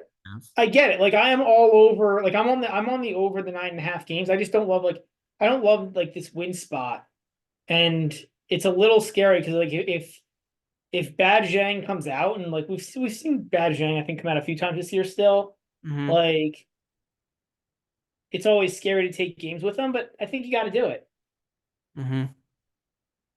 Zhang was decent last week. Yeah, he killed Musetti. Fair enough. Yeah. And the match with Monfils, I mean, that was a 50-50 match. Yeah, you know what? You might be right. You might be right. This might be. I think the right spread here is probably 4. I think Zhang's back. However you want to back him here. The more I think about it, the games you could probably hit the money line if you wanted. You could probably play the over. Like probably all the lines here are good. Yeah. I'm still going to stick with my over 9.5 in set one, but Okay. I think everything there is playable. The over 9.5 set one, it just hits every time in a Rublev match, like in the first match of a tournament. Yeah, Like it's a good play. it's Back one to of those things where like, and I think I'm like 3 for 3 on it this year. yeah. And it's like at this point, like if I lose one, whatever, like I'm still plus money hitting this. You know what I mean? It's like I'm still making money hitting this. So like I Yeah, think it was like minus 120 or something, so it seems like a decent bet. But I, true. I think the 4.5 game. I think like the 4.5 games where they're gonna be overworks. I think like anything pro Yeah. shooting here is good. Yeah, I'm on Probably the my four least and a favorite half. is the money line. Like I probably do. I would probably prefer something else. Yeah. Yeah, I'm Set on one money line could be a good look. Like literally anything except the full yeah, match. plus 275 is appetizing. Yeah. Yeah. All right. Next match for us is Hubie Hurkacz against Jan Leonard Struve. So this might be a cardinal sin, but I am actually on the under here at under 22.5. I know that that's like something you don't do with Hubie, but I don't know. I'm just not high on Struff. Like wind is bad for him. Um, I don't think he has the rally tolerance to really deal with Hubie here. I just find it hard to believe he's going to get manufacture 6 holds in a set twice. You know, My issue is Hubie starting tournaments. Hubie's kind of like Rublev in that he starts tournaments slow as well. He tends to like, and it must be on the return because he plays a lot of long sets and like longer matches in the first rounds of tournaments. Like if this was a second round match, I would understand it probably more. mhm. Um, I think this spread is pretty right. I have this as a stay away. I agree with you. I agree with everything you said about Struff. Like I'm not high on Struff at all either. And I am high on Hubie, right? I back him at -120 to win the quarter, but not in a first Okay. round. Fair, fair. All right, Popperin against Khachanov. Rematch of last week's semi. Um, Pretty much a similar line, to be honest. And No, wasn't it 3 or 3.5? I swear it was 3.5 last time. This is three and a moved. half. Okay. So Yeah. they gave Poppy a half a game just for like potential for a let up after winning a title, I guess. Yeah, probably. And because yeah, probably. I think it's a good line, to be honest. I if there is a line to hit, I probably hit the Poppy set one money line. So my concern here is this is a complete stay away to me because like you got Khachanov coming off a title versus Popperin who had an ab injury when he played. He hurt his ab against Khachanov. I don't know if you remember that or not or saw that. The trainer was out rubbing some sort of like weird cream on it, and he really went Okay. away in that second set. Could have been fatigue, could Yeah. have been the injury, but he definitely had an ab injury that Yeah, he went to then the it's training that's a for. total stay away. I mean, at that point, you should probably lay the 2.5. Yeah, but Poppy's like a pure over guy now, man. True, true. But it's 23, so And yeah, it's again, probably stay away. I mean, it's in my mind, it's a pure stay away. Like it's probably the biggest stay away match of the round. Okay. Medvedev against Shevchenko, another match that I'm all over here. So I am hammering 2 units on the over 20 games here. Okay. And I'm also playing Shevchenko to win a set here at plus 210. Okay. Do you agree? No, I'm not on. I think this line is actually pretty right. It's interesting. So Medvedev seems to really struggle coming off of the AO, but when he's had other long layoffs at other parts in the year, he hasn't struggled as much. So not really sure what that's about. And because of that, and then because again, like, this is so this depends on what time of day it is. Like, if this is It's on Tuesday, so there's no time yet. right, but like if this is so I think the wind is heaviest in the mid to late afternoon. If this ends up being an evening match, I might be tempted to hit Shevchenko. Probably on the same thing, probably on the set on the win to win a set as well at the plus, or maybe even the money. What is the 3 set line? It's gotta be like plus 250 or something, right? Plus 255. 255. Like that might be in That's play. advertising. Holy Um, crap. the like I think I like those a little better than the over 20 games. Um, or maybe the set one. Like, what's the first set? 400? Like maybe that. Like I've got to look at it, but it like if this match is at night, those look a lot more appetizing. Why is The winds Medvedev are such a huge favorite here? It doesn't make any sense. Like, oh, I think it makes complete sense. I mean, Medvedev's just that much better than Shevchenko. yeah, but first round, like, so you mentioned this against Atmane, right? When he played at the Australian Open. Like, when Medvedev plays guys that he knows that he's better than, he gets disinterested at certain times, Yeah. right? And when he plays guys that are like, at his level, then his antennas are up all the time and his intensity is like, you know, top level. Yeah. But when he plays low rank guys, like he finds a way to make it complicated more often than not. I don't know if that's true. It seems to be more of a recent thing that's happened because I Yeah, remember but like this he was is covering massive spreads beginning of last year. It seems to yeah, be like but last he's this had is this recent, so issue. we have to go more based on recent history, right? So Atmane won that first set. In the I guess tour finals, you can't count. Dimitra beat him, but that's fine. No, I mean just look at Nuno Borges took a set off him, right? Like I mean Yeah, we've seen plenty of instances of it. I get it. Like you can name 20 examples. It's just weird that Rusevori. it seems like a last 6 months kind of thing. You know what I mean? Because if you look like beginning of last year, he wasn't doing this. Like if you look at the run in like the runs in like Dubai, what was the triple run? Rotterdam, Doha, Dubai. He was actually covering some massive spreads. Yeah. But you're right. Like lately, it doesn't seem like it as much. So I don't know. Yeah, I mean he lost to such as Shevchenko in Madrid. I know. I mean, like Shevchenko, I kind of like the idea of the over on the sets at 255 is probably what I'm going to end up playing. But yeah, I'm just a little worried because if it's windy, I don't know how well Shevchenko is going to deal with that from a maturity perspective. Yeah. I think 20 is a low total. Like I think it should be 21. I mean, I think, but it's all the same deal though, right? Like it's Yeah. all the same. But I Like prefer the 20 over I mean the three set is a appetizing price, but like from a well, pure I disagree with Shevchenko. Like you don't think like you think Shevchenko is going to go like 7-5, 6-4 or something? I feel like Shevchenko was game to give up like a 6-2 set, which I think is part of why this is at 5. Like I can see the argument behind the line. It was mm. actually 5.5 when I saw it last. It's come down now to 5. And I was like, it was an expensive 5.5. It really hasn't moved. But like, But like I, also Shevchenko's maturity could, falter at the end of sets, like if it gets to a 4-all or a 5-all.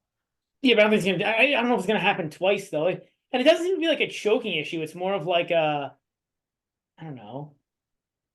It's more of like he just put, he just like You're right. takes his ball and goes home. Yeah, I'm gonna play the over 20. I'm gonna play the plus 1.5 sets, and I'm also gonna play the set one money line at plus But it's 400. all pretty similar, like we said. It's It all pretty is. similar stuff. I get it because it's all pretty similar. Yeah. Like, All right. Next match is Marjan against Fokina. I like the three set play here at plus 135. I like the Marzon money line at plus 150. Marzon is dog or pass, and he's a dog, so I'll hit it. Yeah, you know what? I kind of like it too. Also, this match is tomorrow, right? And we Uh, know how much wind gets into. No, oh, it's oh, man. I would have liked it more with the wind. yeah, yeah. You know what? Yeah, I agree with you. On second thought, I agree with you. It's probably it's probably a watch to see what the The wind is. yeah, or what time it comes on because like Yeah. I think you should wait. yeah, I think so too. Time of the match matters too. Yeah. Fokina is terrible in the wind. Like, let's be real. Well, that's why you would take the 150. Like, I don't know that the wind is Yeah. that great for Marujan either, but like, I don't know, man. It's just It's like at some not. point, Marjan is a very high risk, high reward kind of game. yeah, that's not necessarily good for in the wind. No, it's not. Yeah. But like Fokina just goes mentally just like crazy in the wind. Like Yeah. he That's just doesn't why, know how to yeah. deal with it. Yep. Like Marjan, like he deals with it, he just misses. But like Yep. Fokina just goes completely AWOL. Like I completely agree. Yeah. Yeah. Yeah. So I mean, like literally, like legitimately, what's the Marjan 2-0? probably play if it's windy, plus 310. Maybe. It's not quite good enough. Like as a dog to get. How about the under? The under is a good play here. I don't know, Logan. Like it's Well, a good play. Like again, like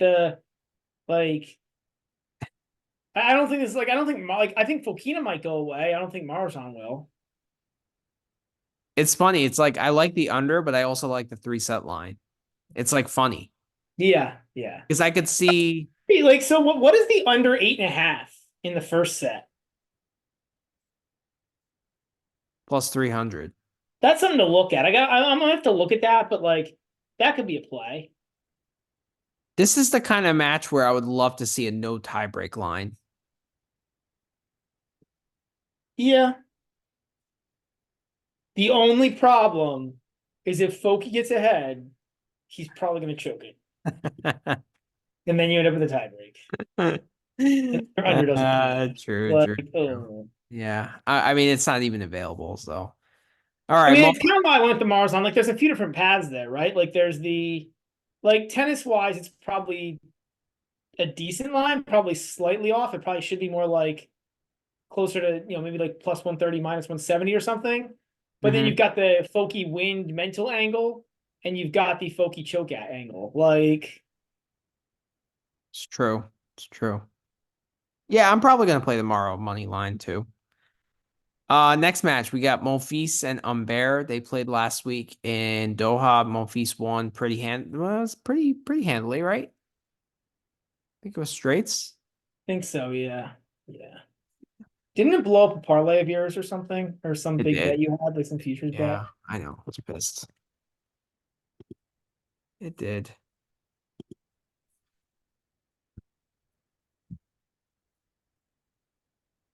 Yeah, 2-40 beat him. 2-4. Yeah, it's pretty solid. Um, It was pretty it's actually a solid. very similar line. I actually think, yeah, similar line to last week. I'm gonna stay away here. This is a really hard match for me to predict because like can Monfils back up a long week that he had last week? What's the wind gonna be like? I don't think wind is good for Ugo with his like flatter Ooh, ball. just a better tennis player, man. At this point in Um, their careers.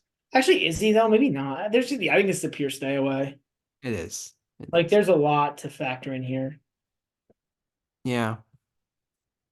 Yeah, I'm gonna stay away there. That's tough. Like these rematches from last week are hard to cap. They are. Like you They got are. Monfils, Humbert, you got Poppy and Khachanov. Like it's hard. All right, Mensik against Koric. I'm staying away here. I just don't know. I want to see Mensik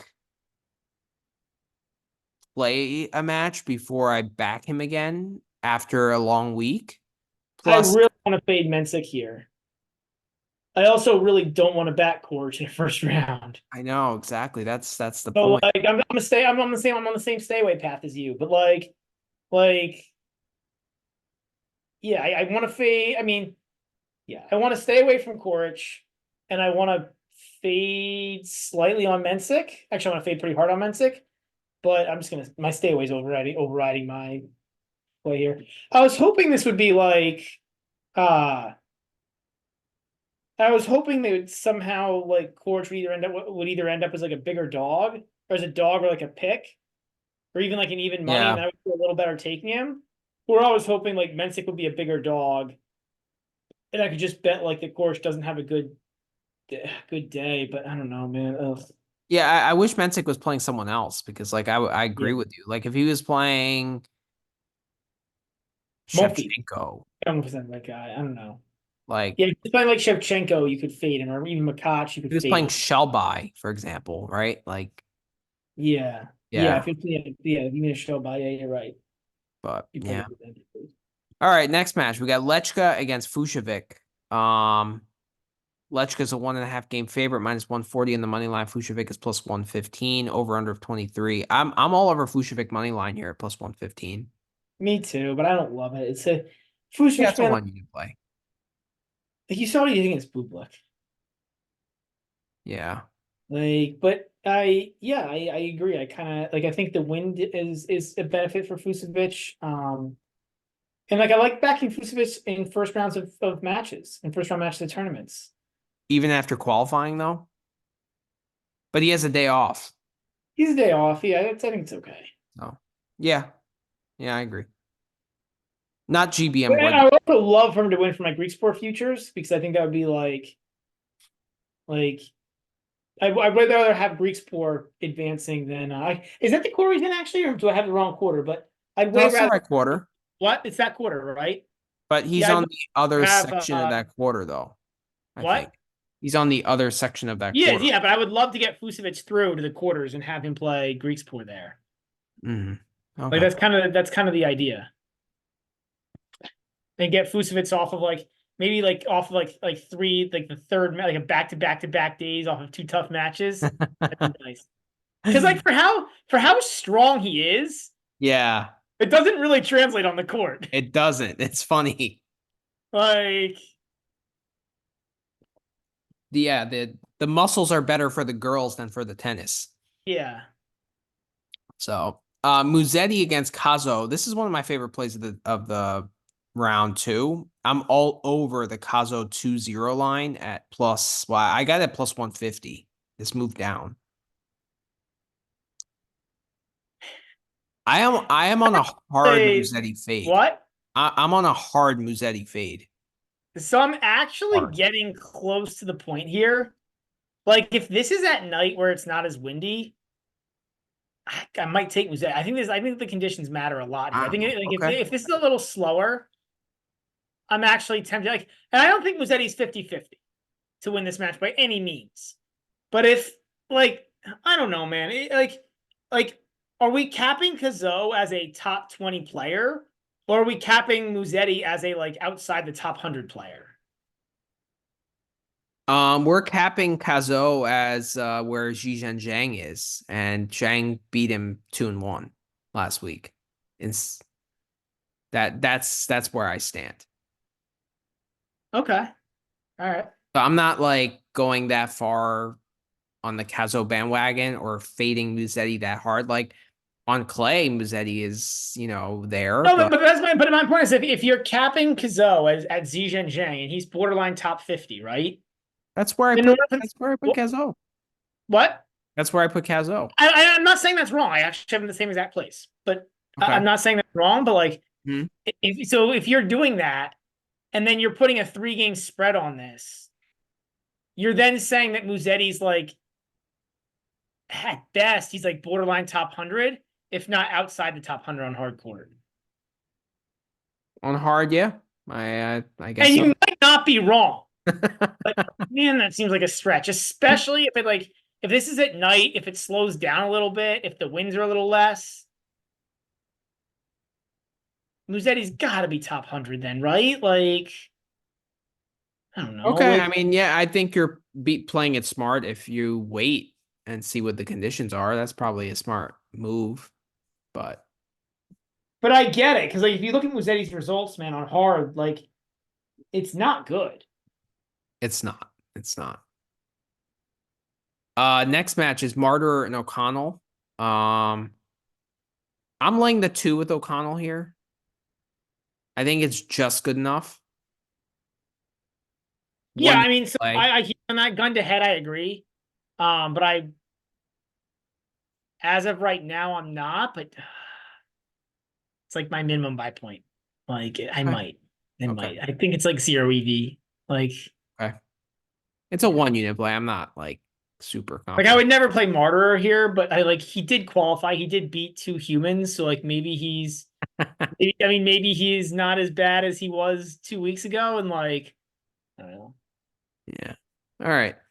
And then the last match, I mean, we kind of brought this up. Sumit Nagal against Lorenzo Sonego. I'm playing this the Nagal money line at plus Yeah, I'm all over 150. Sumit here. I think this like, I think he should be a dog, but I think like, I mean, this could be like minus 130 plus 110. And I think it would be an okay line. Like, not to back, Yeah. I wouldn't back Nagal then, but like, Yeah, I love Sumit here. Like I don't So mean so Sumit has played a lot of tennis. Let's be But it's clear. fine because he lost in the first round last week to some random Indian scrub who's like outside the top 700, which is great. Right. Like I'm happy he did.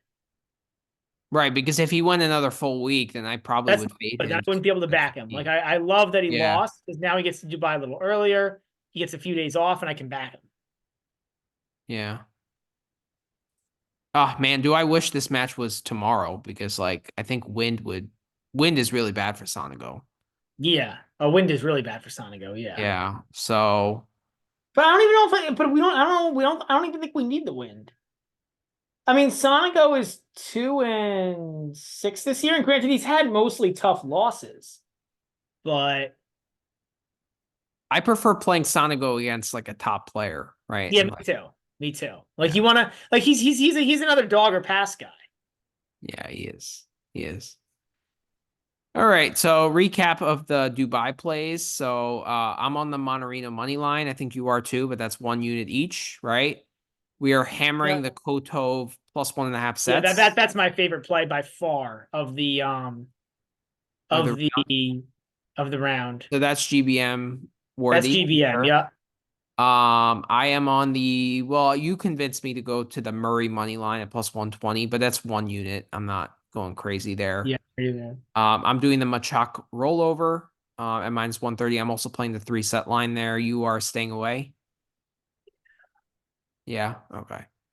I am Getting on. Mhm. I'm like, oh, that's probably my minimum buy point on Makach too. Oh, Okay. All right. You want to join me on the rollover? But you have Greeksport to win the yeah, quarter, no, right? no, I think it's four. I am on the over 22 games here at minus 120 Close. I plus. gotta look at that one too. That one I'm close on too. That one I might end up taking. Okay. Which is funny because like both of my futures guys that I have futures on, I'm You're actually going. I might end up going against in round one in some way, which is kind of funny, yeah. funny. I'm also taking a unit on the shell by money line. I'm going. It's that's a popcorn tennis match, right? Yeah, I So guess. I'm on the Zhang plus 4.5. You are on the over 9.5, right in the first set. Yeah, but I do think that I think any of the Zhang. I just like it's. I wanted to pick one because I didn't like. I don't really want to have a whole lot of money on that match, Okay, but I fair. do like Zhang there. Like on the spread. I don't like Zhang. I don't think Zhang's gonna win the match, but I do like him on the spread. Okay, all right, fair enough. I am on the Hubie Struff under 22.5, which is a cardinal sin, but let's see if it pans out. I'm just fading Struff. Like that's what it I boils. hear you. I hear you. I don't think it's bad. I'm just yeah. If it wasn't a first round match, I'd be with you. Okay. Poppy, Khachanov staying away, both of us. There's a pure stay with me. Medvedev, Shevchenko, I'm on the over 20 games and Shevchenko to win a set, and I I'll probably probably end will up tailing you sprinkle on on that. the. Pending conditions, I'll probably end up tailing you. Okay. All right. Would that be GBM worthy? I mean, if the conditions are right, yeah. Okay. Yeah, All right. Fair enough. if the wind is minimal, yeah, 100%. Marjan Fokina. I am on. We're going to be probably on the Marjan money line pending the conditions, and Yep. then I'm playing the 3 set line there. Staying away from Monfils Bear, staying away from Mensik Koric, both on the Fushevik money line, but not GBM worthy. I am on the Kazo 2-0 line at plus 150. That line moved down. You're waiting, right? Yeah, I might end up playing Musetti there, actually. It's Okay. Musetti or pass to me. Okay. I'm on O'Connell -2. You are staying away for now, right? But you Yeah. might buy in. And then we're both on the Nagal money line. That might be GBM worthy. The Sumit. Yeah, I'll be all over that. Yeah, I would do that as a Okay. GBM ready. All right. We'll do that. So, all right. That does it for Dubai. Let's move on quickly to Santiago. All right. Because like we're just gonna go based on like order of the day kind of thing. That's fine. Um, I have not looked at this day at all. This is the one I got like I not get a chance to all look at this. We'll have to look at this afterwards, I guess. Oof. let's see Santiago. So Oh, they got all the matches up. They got all the they qualifiers. do. It's nice. Yeah. Yeah. Um, so conditions So the here. big thing here to talk about is the altitude, right? I think it's 1,000 meters of altitude. So that's the first thing to talk about. Yeah, 1,870 feet. So maybe not 1,000 meters. Well, I guess it depends. Yeah. So yeah, so maybe not. Maybe more like 2,000 feet. I'm not exactly sure where the tennis club is, but it's in that. But there is altitude no matter, There is even. altitude no matter what. Yeah. So it plays Um, pretty quick. yeah, it plays quick. Well, like quicker play, right? Like, Yeah. weather conditions are nice. Highs in the 80s. Um, not humid. Some wind, but nothing insane. Like like your 10-mile-an-hour kinds of winds the first couple days. You know what? Nothing bad. Everything's pretty much single digits. So yeah, nothing, but pretty hot. I mean, definitely like the mid to high 80s, so definitely pretty hot. But again, not as humid. Yeah. Again, you're in the mountains, so that kind of tells you everything you need to know. Yeah. Yeah. So Yari is the number one seed. He And will defending champ. yeah. Yep. We'll play the winner of Molchan and Federico Coria. Tirante will play the Fonseca. yeah. There you go. Then Corentin Mute. Yado Montero. I still love those chants. Like those the chants when they're chanting the Brazilian players' names was amazing. They were. They were. And then you got Mute the clown will play Roberto Cabrera's Baena. So what catches your eye here? I mean, this is such a good setup for Yari, right? Like in It terms of just like these can do like this is the perfect tournament for him at home. Good conditions. I don't know, like this is actually I think a pretty tough draw. I'm excited to see Molchan qualified again. He's been really struggling. Like he had much better times 12, 18 months ago. So I'm just happy for him. You know, Mhm. he's like a little bit of a softballer, kind of a fun guy to watch, actually. Like that match with him and Coy will be really interesting. It will be. They're actually quarter prices up here. So Yari is minus 105. Okay. Fonseca. This is comical to me. He's second favorite to win this quarter at plus 550. Which I actually get. Because like, here's the thing, right? Who is like who else? Like he could beat Yari. Like anybody else, like Yari's gonna have to like fail in order to lose. Just like weapons wise, I'm saying, right? Like Yeah. Yari's weapons are so much better than anybody else in this quarter, except Fonseca. Like the match, you know what I mean? Like if he plays Fonseca, the match isn't necessarily on Fonseca on Yari's racket. Like if he plays Coria, the match is 100% on Yari's racket. He might lose it, but it's 100% on his racket. Yeah, I guess. I'm not saying I agree with that. I'm saying I can see where the price comes from. Do you Because like like if you like, do you like Yari's value at minus 105 to win the quarter? I, I think so. Like I have to think. I haven't looked at this at all, so this is just initial thoughts. I think so. I mean, the problem is Corey's been so good this Golden Swing. Like, can he keep it up? He's plus 750 to win the quarter, Coria. Like, that's pretty appetizing, right? Like,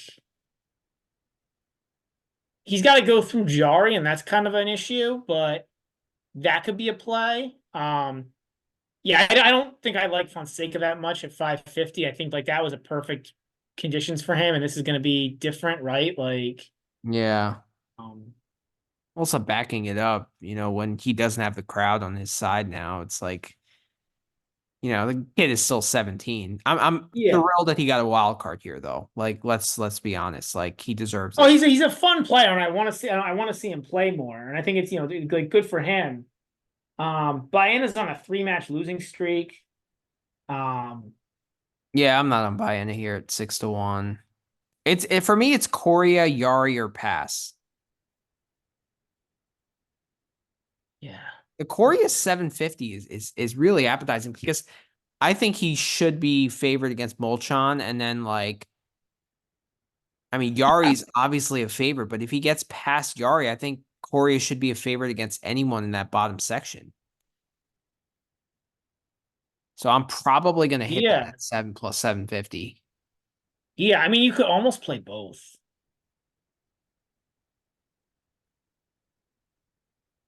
Yeah. As like you can almost play like Yari as a 2 unit and Corey as a 1 unit. Like the more I think about it, I'm probably gonna be on Coria.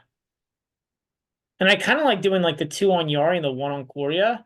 Yeah, And like you're looking pretty darn good to get somebody to like that, your final, quote right. unquote, like your quarterfinal, and you'll probably have him as a favorite. I'm doing just that. I'm placing it right now. Heck, you probably could do that, get your win, and then hedge it. Like, if you I really wanted know. to, you could like double hedge. I don't know if it'd be smart, but like you very well could probably do it and make money if you really want to be like a Yeah.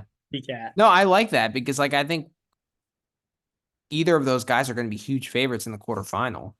Yeah, I mean, there's a good chance I'll do that. I got to think about it, but there's a really good chance I'm going to do Yeah. that. All right. Next quarter we got is Tabilo will play Garin or Barrios Vera. This Ew. is a really bad draw. Like, why not just put all the Chileans in one section?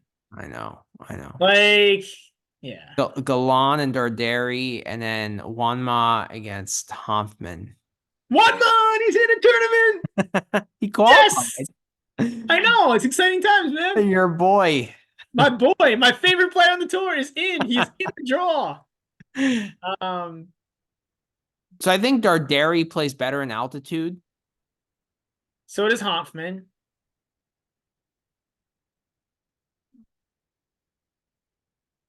All right, so odds. Tabilo is plus 240. Garin is plus 325. Darderi is plus 325. Hoffman plus 350. Galan and Wanma are 11 to 1, and Barrios Fair is 14 to 1. I mean,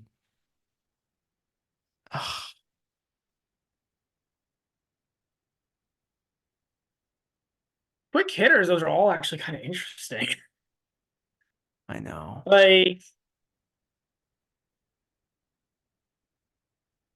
what is Hoffman? Plus 350. But Hoffman just lost like 2-1 to Navoni. Yeah. Like, I'm not on Hoffman here. Cerundo's only 11 to 1, you said, one man? Yeah. That's probably what he should, yeah, that's probably what he should be. It's not really exciting. Tabilo is plus 240 at home. It's a pretty easy draw, to be honest. Garin, I don't know. You just never know what you're gonna get with Garin.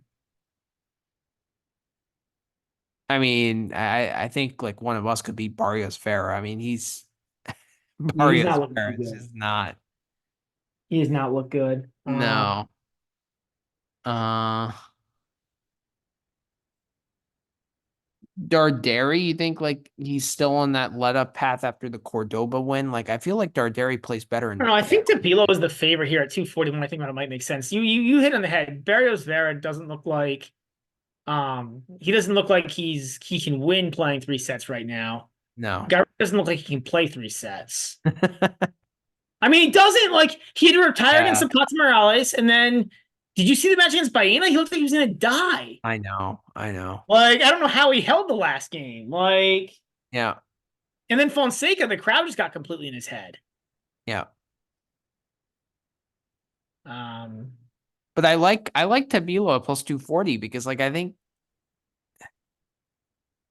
like he's gonna be in the quarterfinal. well, And then that's the thing, right? Like he really should not lose. He really should not lose. I mean, like, I think he's like, at least, I think he should be 2 to 1 to make the quarters. And then, like, but I like his chances against any of those guys, and he's gonna have the home crowd on his side. Like I would think at home, I think he, Darderi is the most dangerous one. yeah, I think so too. Hoffman hasn't been that great. You're right on the South No. American. Like, Hoffman,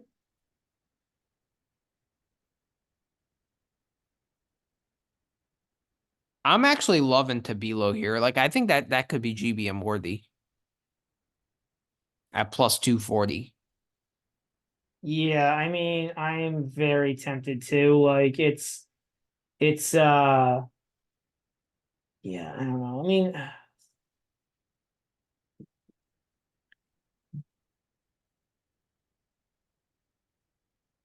I just hit it.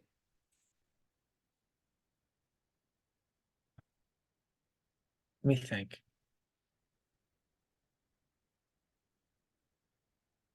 Sure, let's do it. Let's do it. Yeah, I think at 240 it's good enough. He's only got to win 2 matches. And the first one is Garin Rivera. He really Yeah, should win.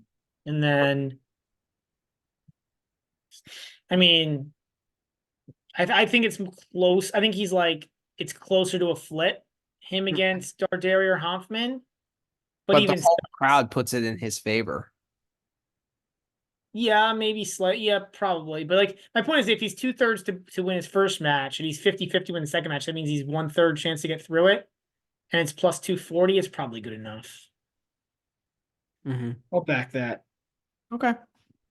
All right, so that's GBM. GBM. Which means it's Nice. good enough. Yeah. All right. Third quarter here. Diaz Acosta will play Pedro Cachin.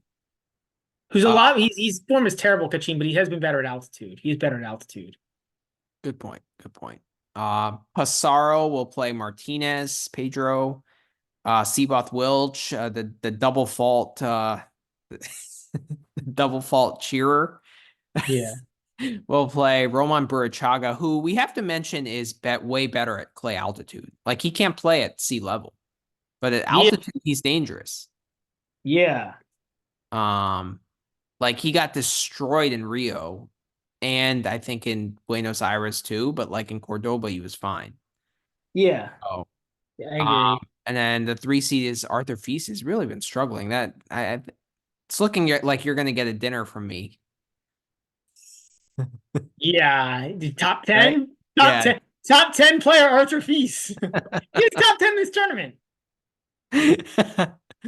Jeez. Man, so Diaz Acosta is the favorite to win this quarter, plus 225. Feast I think is that's plus. right. Like I think he's the best player right now in this quarter. Feast, it might be a South America thing. It Because I might don't be. think he'd ever played in South America before. I doubt it. And he's looked terrible. He He has. got waxed by Fonseca and Lajovic and waxed, right? Like he won Yeah, he he won got. 4 games Yeah, in each match. Like he's looked barely didn't get close to sniffing a set against either guy. yeah. Seyboth Wielch is like in Rio, he was a great back, but he's I don't like we overstate motivation way too much when we're talking not way too much, but like it's usually not that big a deal. Mm-hmm. I think with him it is. Like he seems to like not be nearly as good when he doesn't have a crowd or when he doesn't have like a top player he's playing against. Yeah, yeah, he plays better against top guys for sure. Yeah. He's talented. It's just like I don't think he's mentally very strong either. Yeah. Yeah, I'm not backing Welch here. I backed him like I in mean, what is Wilch uh, doing the quarter?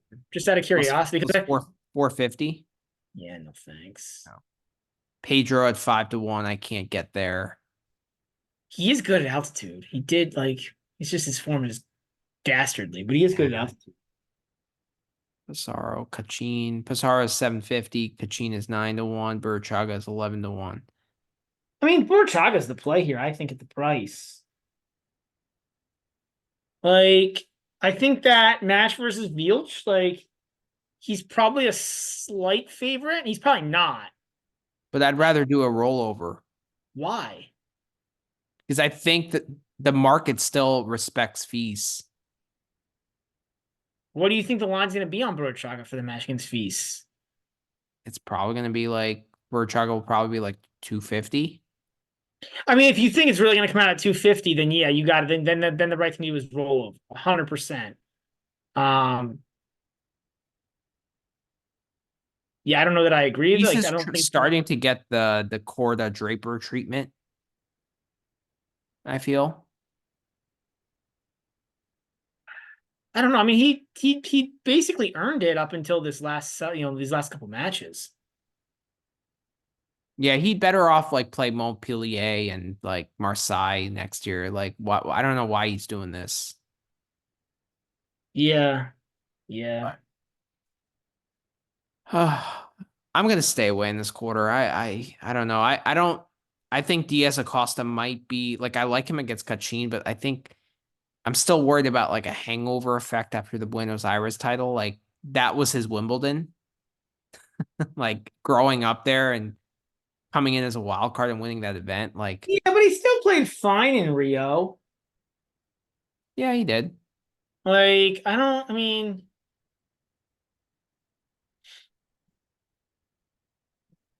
man, I don't know. Like, yeah, to me, Burruchaga's the play. Like, I think Um, Burruchaga's the play.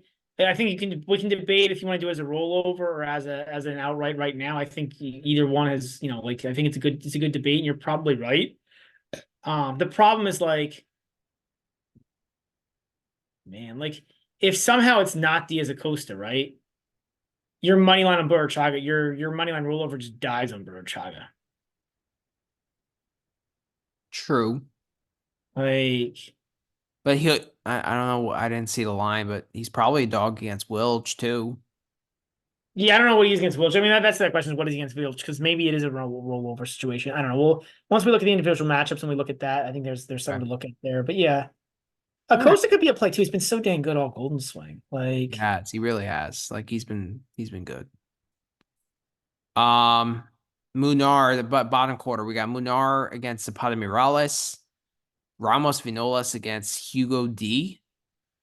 Mariana Navoni by the against. way, did you see that Hugo D got subbed out for his brother in qualies? I saw Like, that. I mean, the Yeah, jokes that he got in, and then his brother took his place. and got whack. Didn't he wax Fikovic or something like that? Yeah, yeah. Yeah. Yeah. Mariana Navone against Juan Pablo Varias, and then Baez is the number 2 seed here. Um, Baez is plus 140 to win the quarter. Munar is plus 375. Navoni plus 550. Hugo D plus 650. Varias 7-1. Ramos Pinolas 10-1. And Zapata 10-1.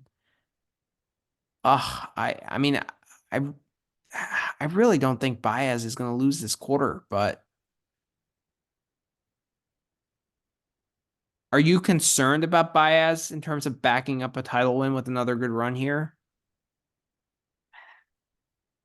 I wouldn't think so. Baez like seems to always be motivated. Yeah, it's just a lot of tennis, man. He's played 11 matches in the past 3 weeks.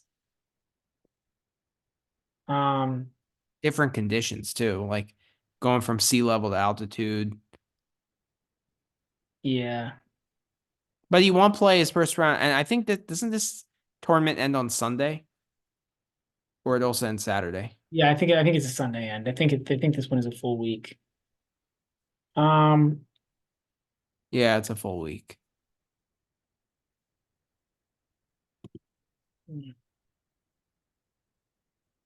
see, like this really all hinges on Baez is the problem. And like winning a 500 is a huge deal for him, right? Like It is.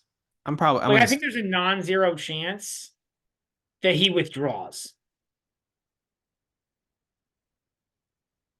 I don't think he will because like he needs these points because like he's like he can't Yeah. he struggles so much on non-clay surfaces.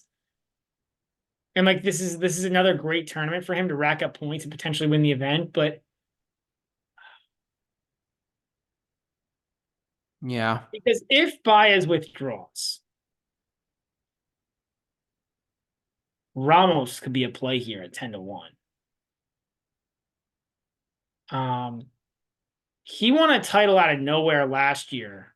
Or he did, or didn't he lose to Khachanov in a final out of nowhere last year in like Yeah, that was in. tournaments? It was Was one it? of the European It's. I ones. think it was Bastad or something like that. No, I don't think it was Bastad. I mean, maybe G Stad. Gustad. I think it was Gustad because Gustad's the one with the Yeah. altitude. Right. Um, and he I made mean, the final. Ramos is a dog against Delian, which is like a must play in my opinion. Yeah, yeah. I mean, then maybe it's just a rollover. Yeah, he's going to be a dog against Munar. Yeah. right? Yeah, maybe it's just a pure roll. Maybe it's just a rollover. Maybe you're Yeah. better doing that.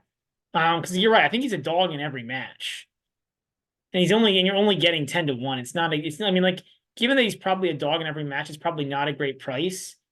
But damn, like, I I think hear that's where you're going. Like Ramos Manolas is a dead man walking, but when he gets to altitude, like on clay, it's also like who like he's like okay, so Delian, Zapata, Munar in his section. Like, there's you know what I mean. Like, yeah. the problem is like I'm just gonna do it as a rollover because I Okay. have no interest in like if Baez looks halfway decent against Navoni or Varias, then I have no interest in then it just stops after 2 rounds. So it's a pure rollover Okay. situation. You're All right. All right. I'll back you on that. I'll back you on that. um And if what Ramos is Delian was like 7-1, right? what's that? Delian was like 7-1. Yes. That 650. Yeah, But I like like Delian here, but not that price. Um, I don't like what I saw from him at the other Golden Swing events. um,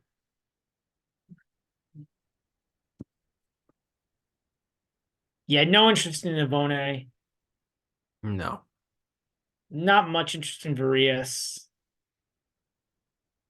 I'll probably I, back Frias against Navoni actually in that first round. I don't know, man. Like, I hear you.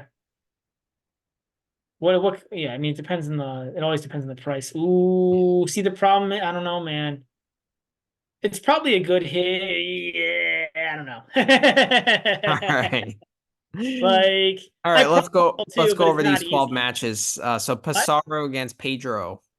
And he Well, what are played the outright prices? Is there anything interesting on just like oh. the pure outright? We didn't go through that Yari is plus 350. to win the event. Okay. Baez plus 550. Okay. Diaz a cost of 10-1. Yeah, I Tabilo mean, 350 on Yar is kind of interesting. So Diaz is 10-1. Who else is out there?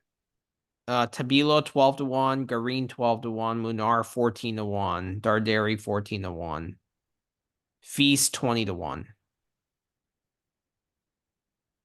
What is Ramos? 40-1. I still better off just rolling over. But the rollover could go through the whole tournament. Like, we'll see. We'll see.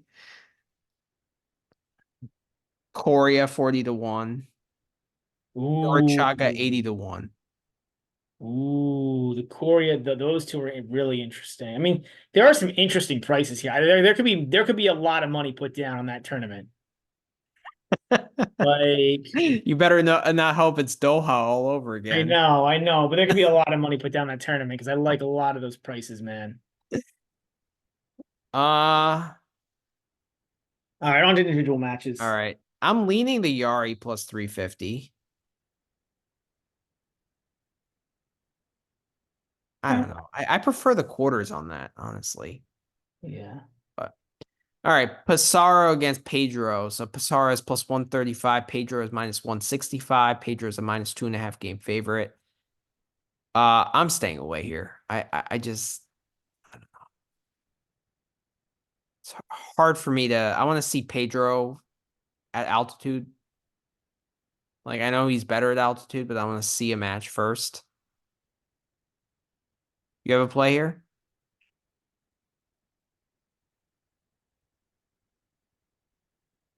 I mean, what's up with Pissarro? Like, he hasn't played in a while.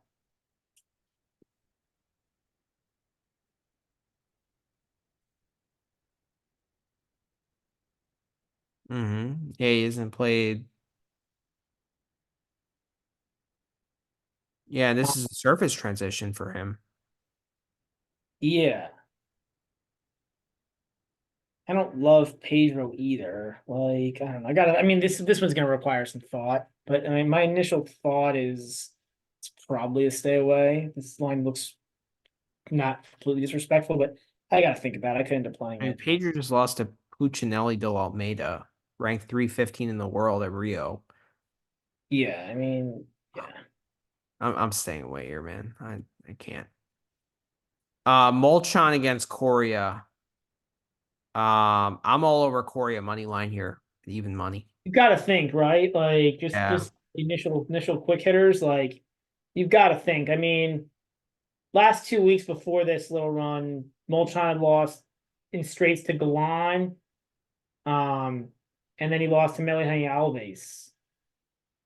I mean, The, neither of those guys are terrible, but it's not ideal losing straights. He did beat Bagnus, who's had a pretty good run. Um, the thing I'm worried about with Molchan though is like he has these like random weeks where he just like plays well. yeah, yeah, that's the problem, right? He didn't have one for a while. That's why his ranking tanked. Yeah, and then he comes out and plays like really well. Like Yeah. last year in Kitchbull, he had two decent wins. Yeah. He I beat mean, like I said, he did beat Bagnus to qualify. Like that's a yeah. I'm uh, still hitting Korea though. I don't know if it's GBM worthy, but like I still like Korea here. Like Korea has been amazing this Golden Swing.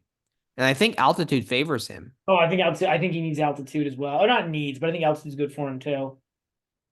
Plus, I actually think it helps that he lost early at Rio to get some rest. I agree. I agree. So I'm all over Yeah, Korea. it's it's understandable that he lost the first round of Rio, given that he had made runs the 2 weeks before that. Mm. Yeah, I quick hitter. I gotta think about it more, but quick hitter is Korea. What's the under 8.5 games in the first set of that match? Plus 210.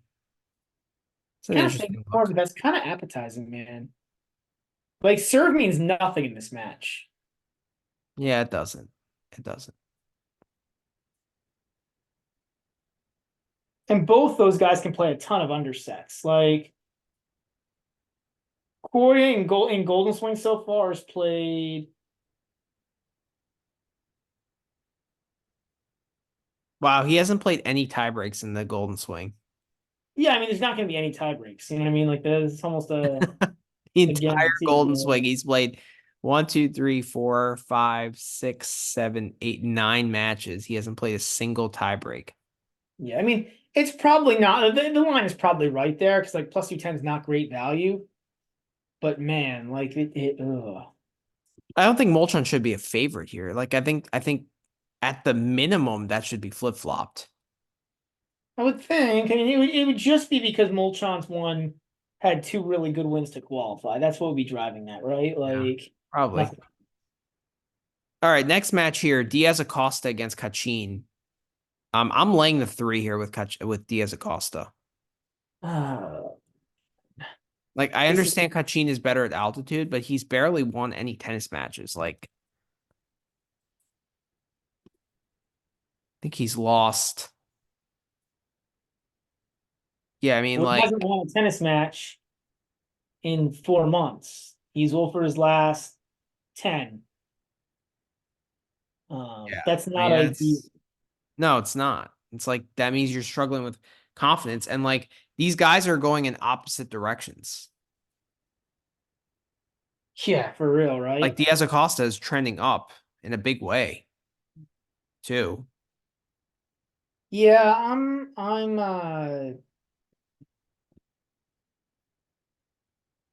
I'm probably gonna sit this one out. I'm thinking about it. I might end up laying the 3 with Acosta, but like, yeah, I'm not on Kachin here. You're right. This is Acosta or pass. I don't know how you can bet Kachin when he's lost his last 10 matches. Yeah, I Like I mean, want well, to because see one the win altitude, before I back him again. it'd be the altitude would be the answer. But I don't. I'm not agreeing with you, but that would be the reason. I'll Yeah. probably end up on Acosta, but it's debatable. We'll see. Okay. I might end up staying away too. You know what? I'll probably stay away because it's an expensive 3. Okay. It's All minus right. 125. If you want a better price, you have to go 3.5. I think it's a little dicey. Fair. Fair. All right. Mute against RCB. For me, this is a pure stay away. I hate, like, I think Mute is by far the more talented tennis player, but I can't trust his clowning. Plus, RCB, he's just struggled recently in a big way. Yeah, but I got a stat here for you because I do have a play here. Okay. Um, and I'm just pulling it up.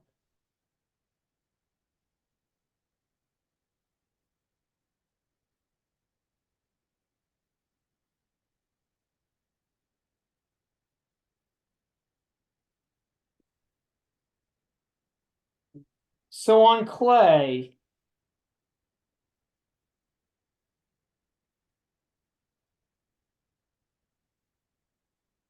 Mm-hmm.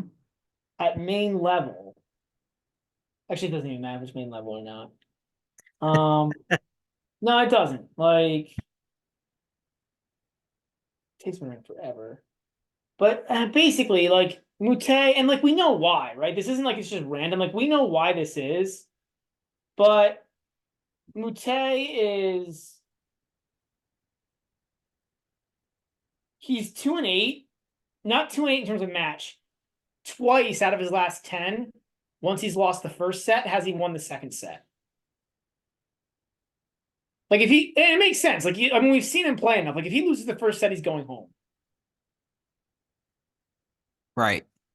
Like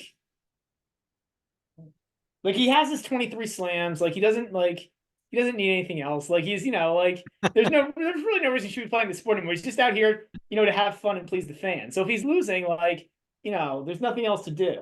Crack some rackets.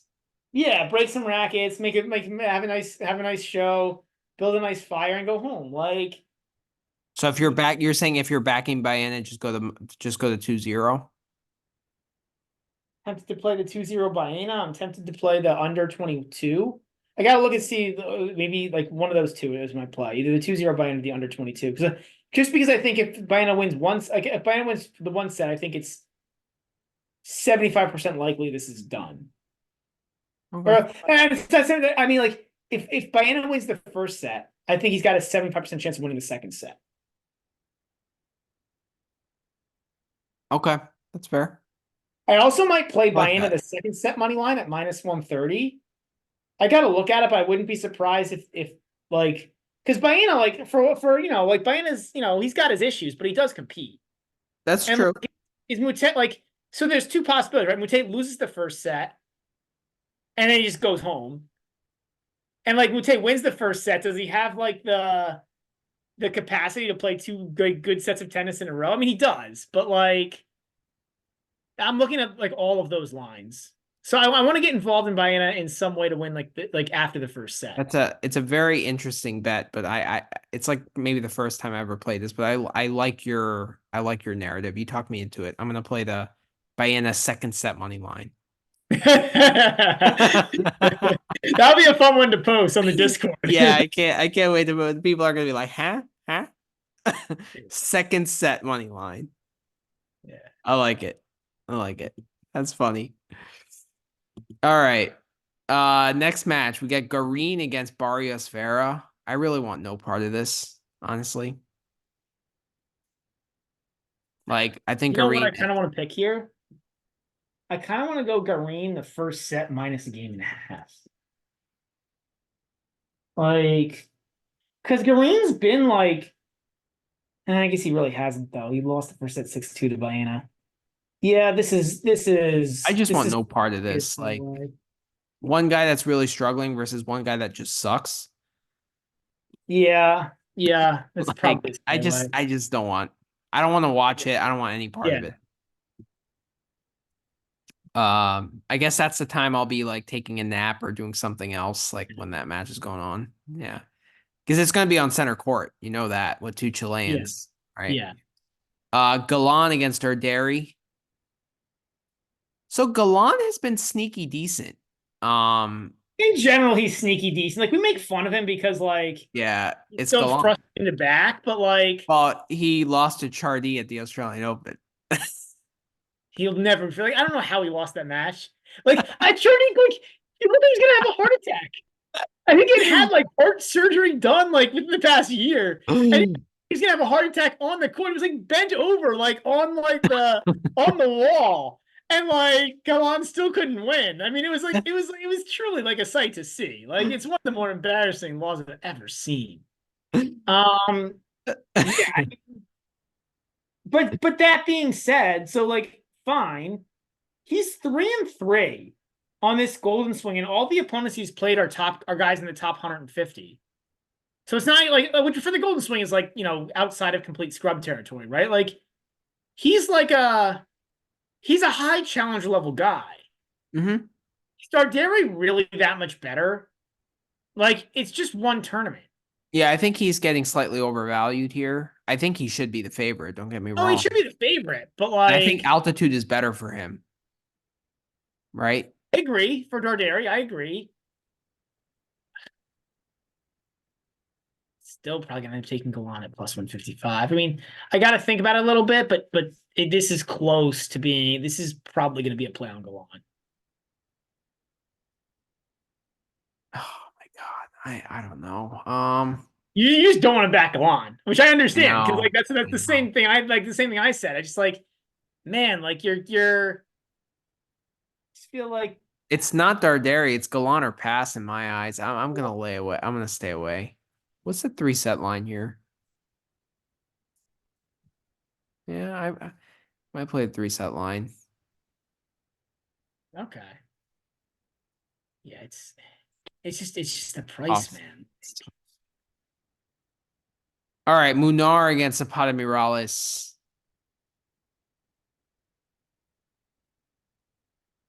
Um,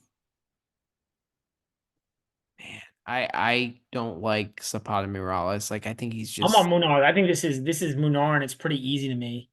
yeah. Do Like you Zapata, like so on this golden swing so far, he beat Garin. But Kareem was up like a set and had a chance to go up double break. And yeah. then he like ran out of gas. Lost 5-4 to Echeverry, which isn't terrible. Lost 3-3 to Baez and 3-1 to Jere. Like, like that's not good. No, it's not. Those are all decent opponents, but like losing 3-3, 3-1, like to basically Yeah. to only win one set, and it's because the other guy just completely runs out of gas and is not what we're going for here. I mean, you take that out, and obviously he's not as good on hard, but I still do think it's like semi-relevant. Yeah.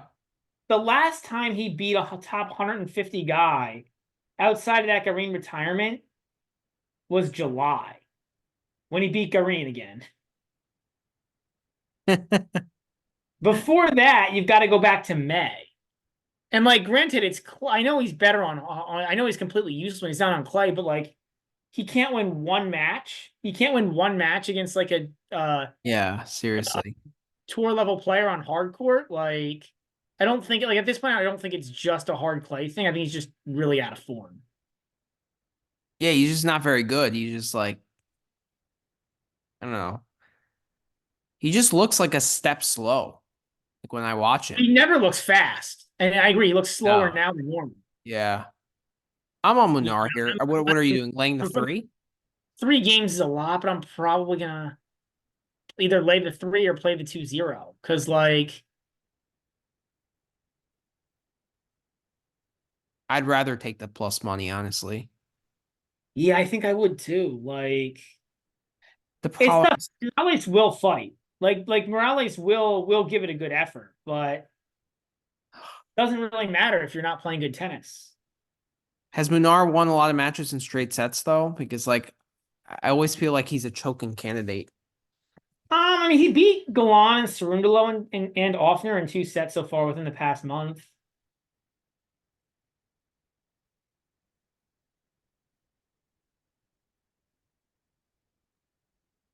Mm.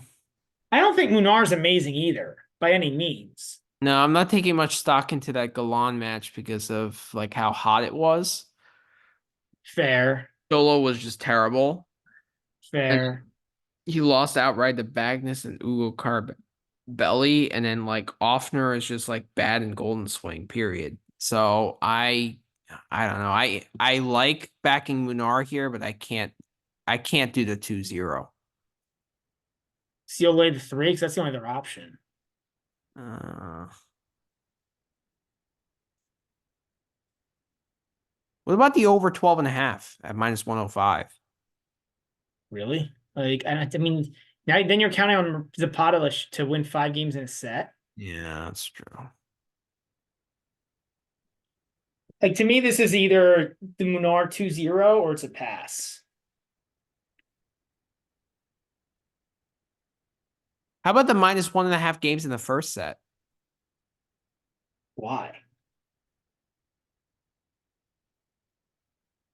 Like, what's special at the Yeah, I first? guess it doesn't matter because he's gonna compete. Yeah. Ugh, it's just like the 3 is juiced.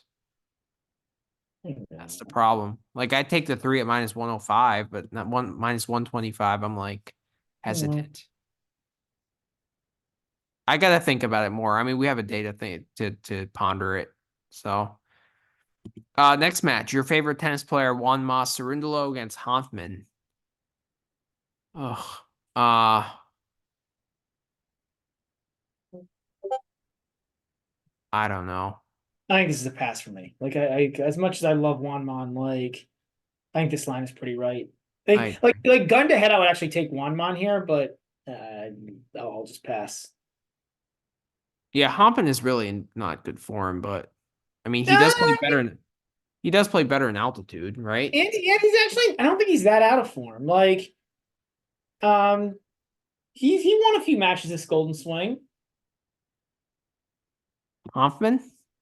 Yeah, I think he's like 3-3 or something. Yeah, he's 3-3. We just talked about it 10 minutes ago. Urias, Burruchaga, and Yari. Oh, he beat Yari. All right. I mean, Yari, that was after, a big week in Buenos Aires. So didn't he do well here in the last year? Yeah, he made the quarters, lost to Yari in 3. Yeah.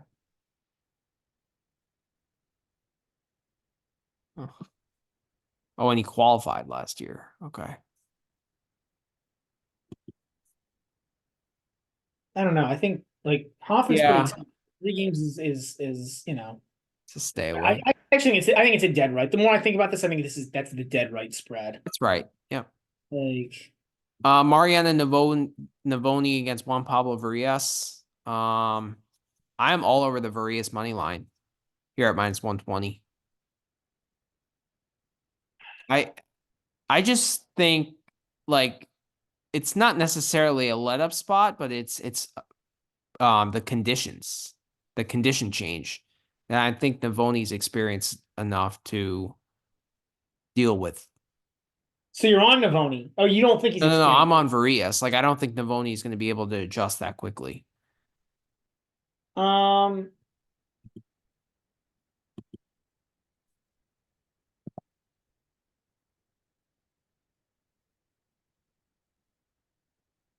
yeah, I don't know, man. Like you might be yeah, and his yeah, I gotta think about this one more. Because like at first glance, that line looks like it looks like the only thing you have is that narrative.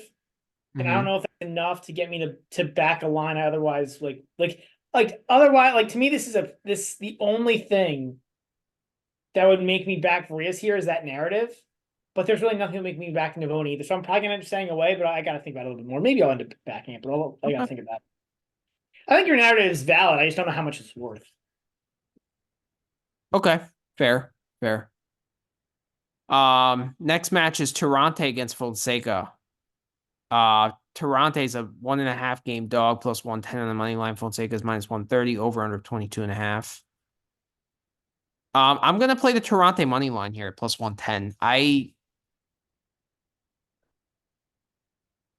like what I saw from Fonseca, but I'm not gonna be a prisoner of the moment and buy completely into the hype. And like he's not gonna have the home crowd here. He has to go somewhere else and play in altitude in different conditions where he's gonna have to adjust. It's not as good for him where he won't have as much time on the ball. Um I just think like Tirante's has way more experience on the Challenger Tour, just grinding clay tournament after clay tournament. I don't know. I just like I'm not gonna buy into the hype here. I like the plus 110. Like the fact that I'm getting him as a slight dog, like that's fine.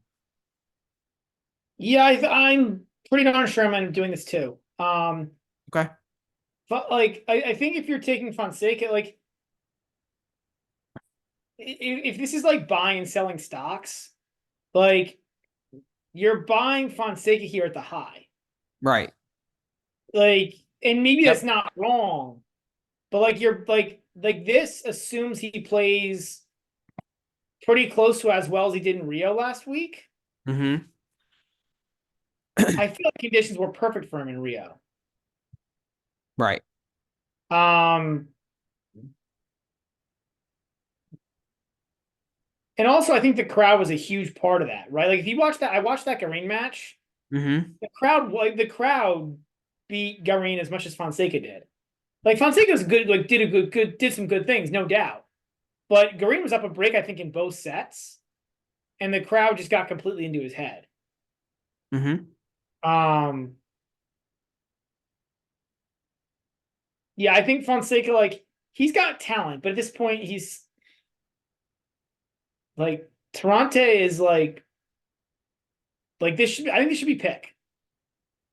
Yeah, and Tarante's a conditioned pro, right? Like he Well, grinds that's week what this after is, right? week. Like this is like the hot shot young kid who like Fonseca could come out and hit 40 winners and win this match like 2-2. You good? Yeah. He could also make 40 errors and lose this match 2-2. Right. Right. I think the under 22.5 is a good look too. Yeah, I mean that's kind of what I kind of like here, I think. Because Fonseca could just lay an absolute. I mean, this could be a dud spot for Fonseca, man. Like, Yeah, I prefer the Tirante money line, but just slightly. yeah, I mean, I got to think about this, but like, I'm on those paths, those same paths. Okay. I don't want to be the guy that just like buys into hype and just blindly hits Yeah. the promising name. Wow. Wow. Yeah, we're rolling over on Burruchaga, man. Like, there's Oh yeah. that. Wow. Is that Wow. GBM worthy? This is a misprice to me. Is that GBM worthy? Oh, to me it is. Yeah, I mean, I'd go 2 units on 165 on Roman. No way. No doubt. 100%. All right, let's do it. Like that, this is another one you're pricing Vilch based on like how he played in Rio last week. I don't think that Vilch is showing up here. I totally agree. I totally agree. Couldn't agree more. And Burruchaga plays And I really still solid think Vilch golf. should be a favorite, but like Not plus not this 165. wide. Agreed. And Agreed. yeah, there's no. I mean, if you're getting Burruchaga at 2.65 here, European odds, he's going to be a dog. Yeah, I mean, what was he to win the quarter again? Like 11-1 or 11 to something? 1. Yeah, I'd way rather just roll over. Oh yeah. Plus Burruchaga. I mean, he'll be a huge dog He'll be against a dog against Feast. Yeah, he'll be a dog against Feast. I mean, honestly, yeah. And then he's not going to be. He'll be a dog against Diaz Acosta for sure. If he plays Diaz Acosta, he'll be a dog. If the other guys, Khachan's probably close to pick. Yeah. Um, he'd probably be a favorite against Pizarro Martinez, but Mhm. yeah, I like this as a rollover. All right, so that's GBM. So like just to recap in our Santiago plays, I'm staying away from Pizarro Martinez. I think you are too. Yeah, We're both we on the Coria money line. Sean, but I don't think it's a 2 unit play. I Costa, still I'm laying the 3. You're staying away. I got to think about it. Probably being a stay away. I think about it. Okay. I'm playing the RCB set 2 money line. I'm going to play something similar. I'm going to be on RCB for something later in the match. I also think the under 22 could be a look there too. Okay. We are both on the ARV money line, right? As a rollover. Is that Yeah, GBM? ARV's form still been so bad. I don't think so. Just the ARV's form Okay. hasn't been Okay. good. But All right, fair. It's a dogger. Yeah, the fact that he's a dog makes us want to play that though. Green, Barrios Bear, we're both staying away. Galland or Derry, I'm staying away. You're playing I'm Galland? like going on at the 155. It's not a dead. It's not. I'm not dead set on it yet, but it's. I gotta think about it. All right, Munar. I'm staying away as of now, but if that 3 becomes less juiced, I'll probably be on that. Wanma against Hanfen, we're both staying away. Yeah, I'm on the Varias money line against Navoni. I am on the Tirante money line against Fonseca. I think you're on that too, I right? like to tell you. Yeah, And then we're both on the Burruchaga Wilch as a GBM play. yeah. So, That's an amazing play that Burruchaga. all right, sounds good. Quick break, and then Yep. On to Acapulco. on to Acapulco. All right, welcome back to the show. So the last tournament here is Acapulco, the Yeah. ATP 500 in Mexico. Conditions. Hot, humid, slow. Did I miss anything? Nope. Right. It's one of the slowest courts you'll see all year. It's some kind of like it's actually a similar court, I think, to Los Cabos. It's like a super soda sudiplex, something like that it's called, but it's a slow Uh-huh. court. Um, and then on top of that, it's super hot and humid, so it slows things down even further. Yep. This might be even slower than Cabos. Like it's And they really play slow. everything at night pretty much, right? So like that So slows it hot during the day, yeah, but it still is super humid. right. Actually, that's part of the issue they actually have is because they choose to do it at night to stay out of the heat. They get massive. It gets more humid, I think, at night here for some weird reason. So it's Yeah. something to keep in mind. Yeah, cramping was an issue in like long matches last year. Oh, Right? for everybody, Yeah. vomiting. Like Paul and Fritz were having a contest to see who could lose more weight. I think Yeah. both probably dropped about 10 pounds. As far as the draw goes, so the top quarter is Zverev is the number 1 seed. The last time he was here, he had that meltdown on the chair umpire. So But he uh, has won this event also. he has. He has. That's right. He'll play Altmaier in the first round, and then Kecmanovic. He'll play the winner of Kecmanovic and Schwartzman. Then Nuno Borges will play lucky loser Yoshi Nishioka. And Draper and Tommy Paul, very interesting first round match. Rounds out that quarter. So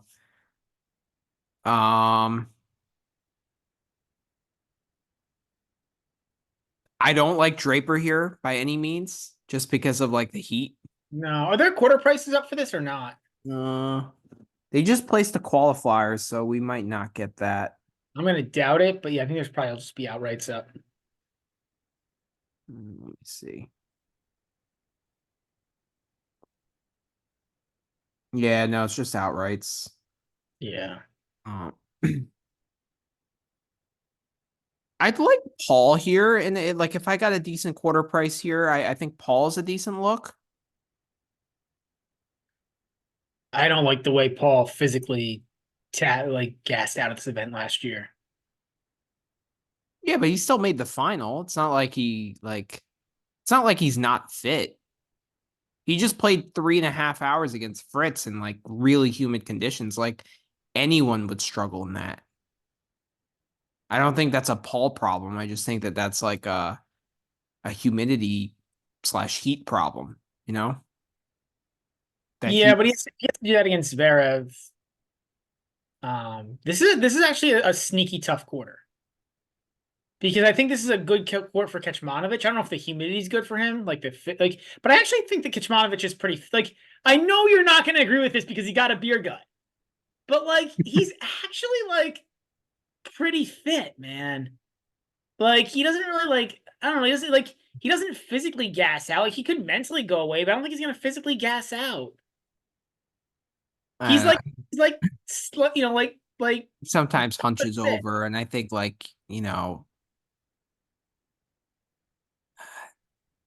he has a tough time backing up like tough matches and tough points. Like I don't know. I don't know, man. I think we've got a little bit of a because he's got a little bit of a gut. I think we have a little bit of a we're a little bit mean to him on this pod. Like I think I'm not saying I'm going to back him. He's 40 to 1 outright to win the event. I'm not saying I'm going to back him, Yeah. but I'm saying I think he makes the draw sneaky, like, and then like the guy, obviously the guy here is Zverev, and I don't know, man. Like, this seems like a great tournament for Zverev, to be honest. Like we know he's one of the fittest guys on the tour. Yeah, I'm a little Um, bit worried, like with the bad memory of him, like oh, I don't, dude. Honestly, like if bad memories were a problem for him, he'd have a lot more issues than he does. good point. Like honestly, like we say he's mentally weak, and yeah, he's had some bad moments, right? He had another bad one at the Australian Open, losing in 2 sets of lovely against Medvedev.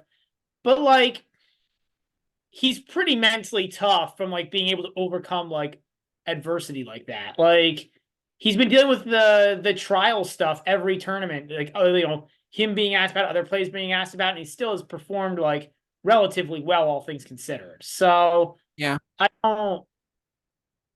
don't think that narrative holds any weight to me. Okay. Yeah.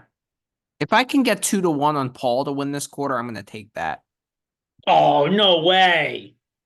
No way. I mean, like, he should beat Draper, but that's a pick on match. It's like minus 120. I don't not in these conditions. No, the line for that match is pick. It's like minus 120. Paul's like a minus 120 favorite. Oh, I'm gonna hammer Paul. If you're gonna do that, just do a rollover because like Yeah, he's gonna be you're gonna get like probably 2-1 at least against Zverev, if not better. Paul has had success against Zverev in the What's the head to past. head then? I know he beat him at Indian Wells.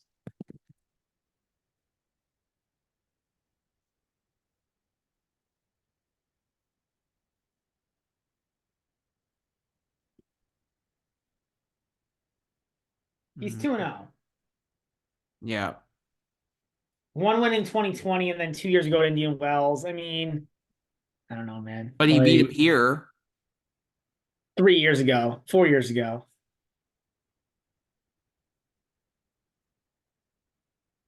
Yeah.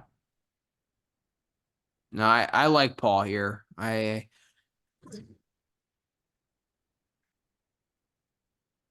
Yeah, I think the rollover candidate is good for him. Yeah. I mean, I don't I trust like him in Zverev. these I like conditions. Zverev here. Like I don't like. Yeah, I like Zverev. I mean, in his career here, he's made a semi, a final. He had the loss to Paul, and then he won the event. Like, Okay. I'm on Paul here. Second quarter, we got the defending champion, Alex de Minaur. He'll play Taro Daniel. Ernesto Escobedo will play Sebastian Offner. Oje Aliassime will play Flavio Caboli. And then Roman Safulin will play Tsitsipas. Interesting quarter, man. This is fun. Um,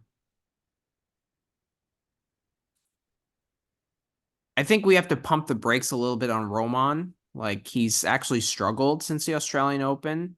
well, I don't think slow courts are necessarily good for him. Yeah, but Tsitsipas look so bad. Like I don't. I don't know, man. Like, has he really looked that bad? Like, he lost to Rude, and he actually played decently against Rude. He had like 8 million break points.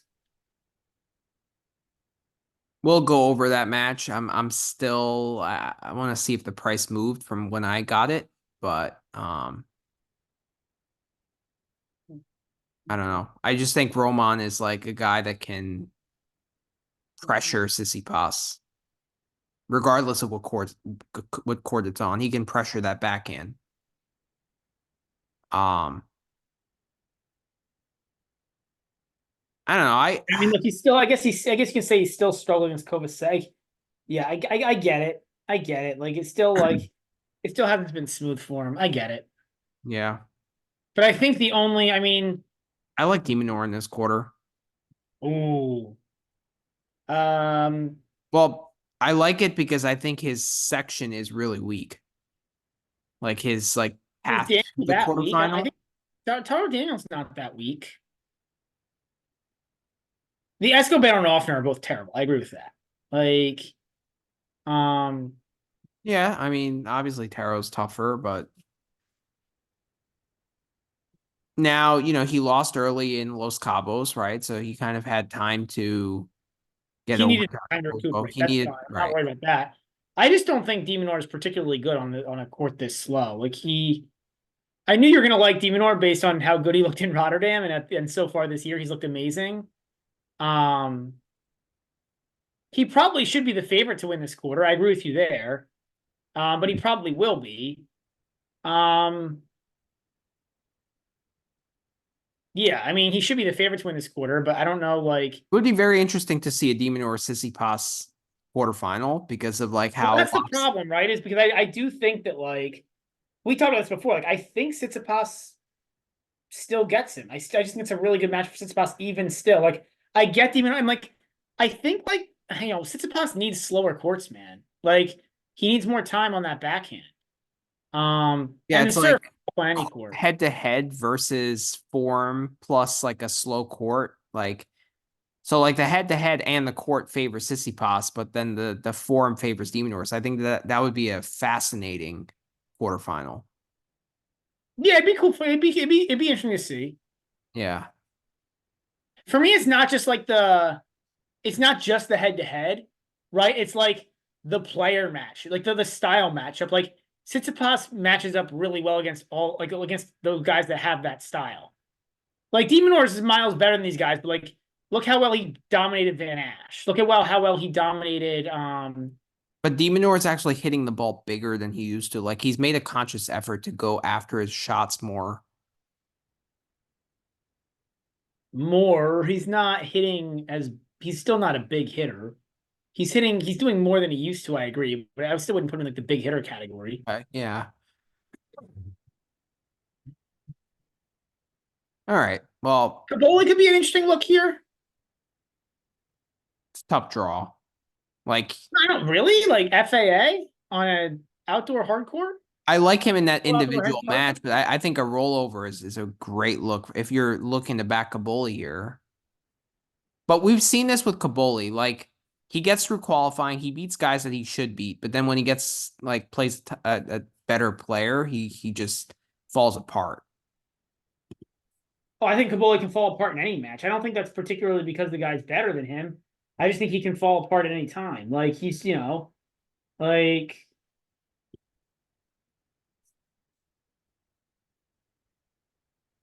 Yeah, but we saw even against a struggling Tiafo, like he's beating Lestienne, Holman's Show, Svajda, Marchenko.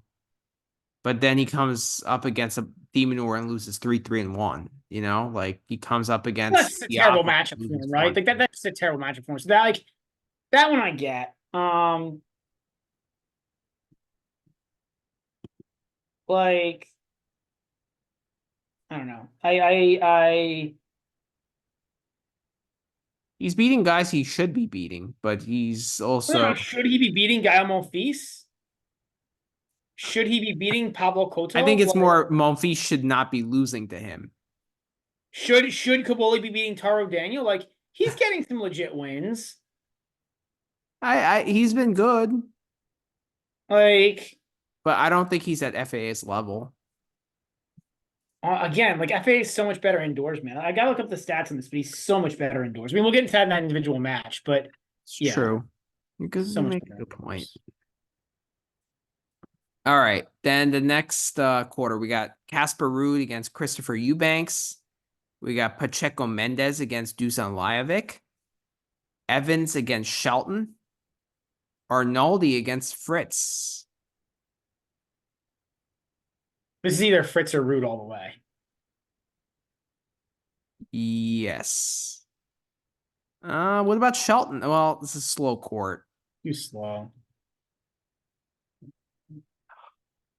His rally tolerance, whatever that means, but his his discipline has improved. I don't know that it's where it needs to be yet. He also hasn't played since the Australian Open, has he? Or did he play? No, he played one They of those play matches. Dallas. He played what? played Dallas. He played Dallas. That's right. Yeah, I mean, yeah, he still is better on faster courts. He is. He's just not consistent enough. Is really the word for it. He's not consistent enough and tactically sound enough to be good on slow courts yet. And I think Evans could, if Evans, and I say this every tournament, if like real Evans shows up, if like the Dan Evans, if Washington Dan Evans shows up, that's a very tough first round match. I agree it's a tough first round match, but like I don't know. I'm off that Evans bandwagon. Like I'm not even bringing up that narrative because it happens so infrequently. You know, like I'm not here to pick when Dan Evans is gonna like play like he did in Montreal that one year. You know, like or last year in since in Washington. Like I gave up in trying to predict that because if it happens, it happens. But like it's like winning the lottery. You It's know, like, I mean, he's good like 4 weeks a year. Actually, he's good more than that. He's good more than that. Like he was good in the U.S. Open last year. He took a set from Alcaraz. Like he's he's capable of playing really good tennis. It's just again, it's hard to he predict when. Like is. I don't want to like I'm not necessarily saying to back Evans, but that could be a tough match. Fritz won the title here last year, or did he lose in the final? No, He he lost in lost the to final. Paul. He lost to Paul. That's right. He lost to Paul, yeah, in the semi. But Fritz can run good here. I mean, I can't I'm try to run. I'm on an Arnaldi fade, by the way. Like we've been backing him like quite a lot. And like he looked horrible against who did he play last week? Purcell. Yeah, I don't Like think I kind of stayed away from that match. But just yeah, missing like easy balls, just looked terrible. yeah, So Fritz is a two-time finalist, or he's a finalist. He was a finalist in 2020, semifinalist in 23. slow hard is good for Fritz. Yeah, like I think this is a good spot for Fritz, and I think he's for the most part he's fit enough, right? Again, 3 hours and 40 minutes for. I think there was more of a humidity situation, but Yeah. in my mind, there's only two. I mean, Lajovic could be sneaky here. But But he's I coming even at off the a surface transition. Like, I don't know. but it's not as bad, right? Because it's a super slow hard. The only thing that's really that different is the movement. I mean, I He's like Fritz, one, and I'm but not to win the event outright. I'm not taking it, but like it's a good draw, or a good first round matchup. But that's been for him. It's about as good of a like in terms of like good draw. That's all I can hope for. Um, it's a good first round matchup. It's not like a terrible draw. I'm not hitting it, but like it's he Shelton could. is Shelton is still scary. What price would you normally win the quarter? I would need like at least like probably something in the range of like 8 to 1 to 10 to 1. Yeah, I need like 6 to 1. Yeah. I think he's like 15 to 1 to win the event, or something 20 to 1, which is not a great price. No. I mean, it's a tough draw for Shelton. Evans, then Fritz in I the mean, second it's drawn, round. it's not the right It's a spot for him. brutal Like, draw. Then Rude, yeah. slow court, and But then that's why I probably think next quarter is Fritz or Rude. Like, yeah. and Rude, this I mean, it's bouncy, and actually it's not as bouncy, but it still is super slow. So it should play like a clay court. He should be okay here. I just don't know how well the humidity will go for Rude. How well the super hot and I think humid. he's fit. I don't think fitness is a problem. I think I like Rude has an easy path to the quarterfinal, Yeah, he does. Yeah, he right? does. So like if you're playing a quarter price, I'd probably go with Rude just because of his path. Like Fritz should get there, but like Shelton is more dangerous than anyone Rude is going to play. Right? I don't think there's any Yeah, debating. I just don't think Shelton. I just don't think he's that dangerous here. But like, he's more dangerous than Pacheco I Mendez. think I think Shelton is dangerous like anywhere unless it's clay. Like he's not a guy you want to face. Like if you had to choose of any of these guys here in this little in this quarter for Fritz or Rude to play, Shelton is the last on that list. Yeah, because the other guys on that list are so much are Right. like Shelton's like. I mean, yeah, like Sheldon and Evans are the only other top 50 guys in this quarter, right? Besides Rude and Fritz. Mhm. Like Lajovic on a slow hard court, even though it's slow hard, is not a top 50 guy. Eubanks, no. Pacheco Mendez is, he's just here because he's Yeah, a and local Arnoldi. kid. What Arnoldi doesn't look good, although Arnoldi this court could be okay for, but it's No, he really struggled in Cabos, but all right. Bottom quarter, we got Tiafo to play Purcell. We got Atmane qualified to play Dominic Kopfer. Then we got Kovacevic will play Thompson, and Michael Moe will play Holger Rune. opening thought here is that Kopfer looks like a really interesting play. Um, yes. Like a slow court's not good for Atmane. Not good for Purcell. Don't know where Tiafoe's at. Thompson has to be just done. Thompson Yeah. probably loses to Kovacevic. In fact, I'd be surprised if Thompson even plays that match. Like he's just got to Yeah, be done. I agree. I agree. Kovacevic is who he is. Mo could be interesting here. Yeah, I really like him against Holger Rune, to be honest. Oh, I don't know, man. Like Like his I think only chance there is if Rune just gasses out, which well, it I could think that happen. Like it's not out of the realm of possibilities. well, I want to see what the line is. So let's get into these individual matches since it's getting late. Is anything on the outright? Um On the outright. Zverev is plus 450. Rune is 6-1. Demonor is plus 650. Tsitsipas plus 700. Fritz plus 700. Shelton 9-1. Rude 9-1. FA 14-1. Paul 14-1. Stromel and Zverev. I like it 450. I know you won't, Okay. but I like Yeah. 450. Okay. He's just been too good here in the past, and he's just way better than anybody else in this tournament. Okay. I like and I think Root at 9-1 is an interesting look. Mm. Okay. I'm not hitting it, but I think it's the Root is I am on this Zverev. I think the Root is an interesting look at 9-1. Anything you like there or not? Mm. What was Paul at?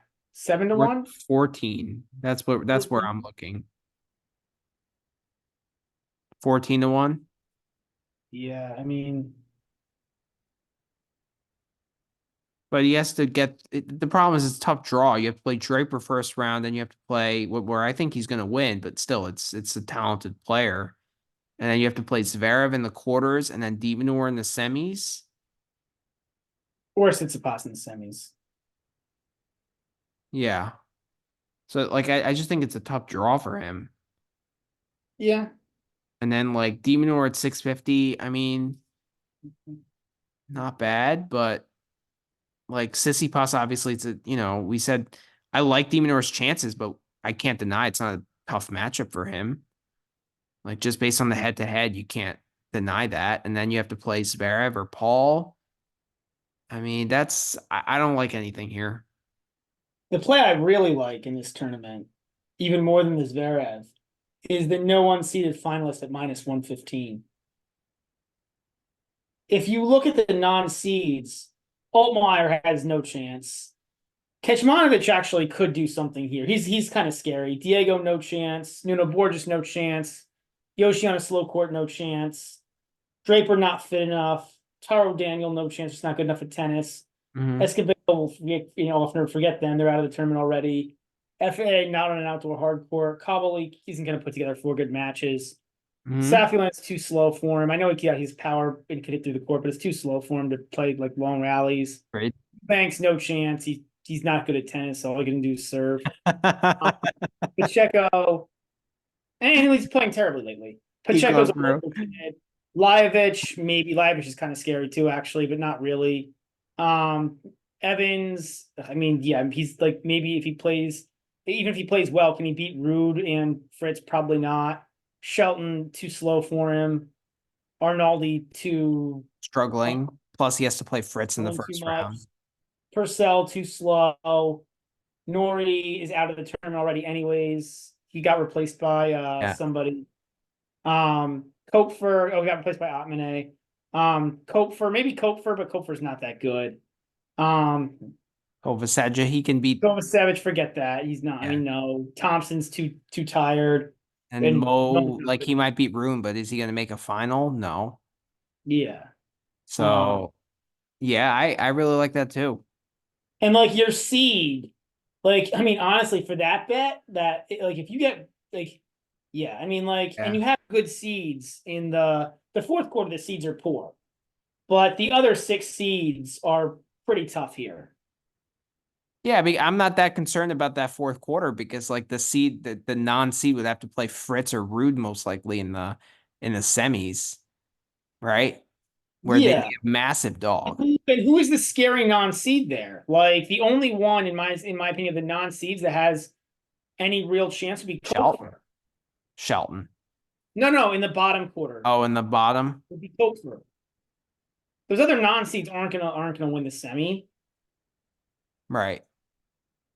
Like, I mean, they could because it's tennis and anybody has a chance on any given day, but they're they're huge dogs. Like I said, Kopfer would be like slightly scary. And I And get it, you Shelton keep is always saying that scary. what? Shelton is always scary, but it's such a tough path to get there. But like when you say scary, like what are his chances of making the finals? Um, if I had like 15, 10, 15 to 1 for him to make the final, then okay. So like 6%. Yeah. Like it's you know what I mean? Like it's not like Just a tough draw, man. And yeah. Yeah. um, I mean, honestly, the two scariest non-seeds are Shelton and Fritz. Or not Fritz, Shelton and Evans. Because if Evans yeah. has a good week, like if it's a good Dan Evans week, I get it. We're not here to predict good Dan Evans weeks, but like he's the only other he's the only other non-seed to me who's like even really scary. And maybe Mio, like Mio might, but Mio it's a lot of 4 matches on Friday. Roman, but like to get through Sissipas, FAA, and Demonor just to get through the quarter is like way too much to ask. And then to No, play Demon Or ballers there. it's just Zverev and Paul in his quarter. Demon Or and Tsitsipas are in his half. Again, like he's out there at 40. No, I'm just saying Roman could potentially be dangerous too. Oh, I was saying Mio. I was saying Mio Khachanov. Oh. Um, No, that's GBM worthy. I'm on the same page as you. The yeah, unseeded finalists. That's fantastic. Fantastic. You want to make that GBM? yeah. I think that GBM, yeah. Nice. Good call. Good call out there. That was clutch. All right, so let's go through these individual matches. So it starts with Dan Evans and Ben Shelton.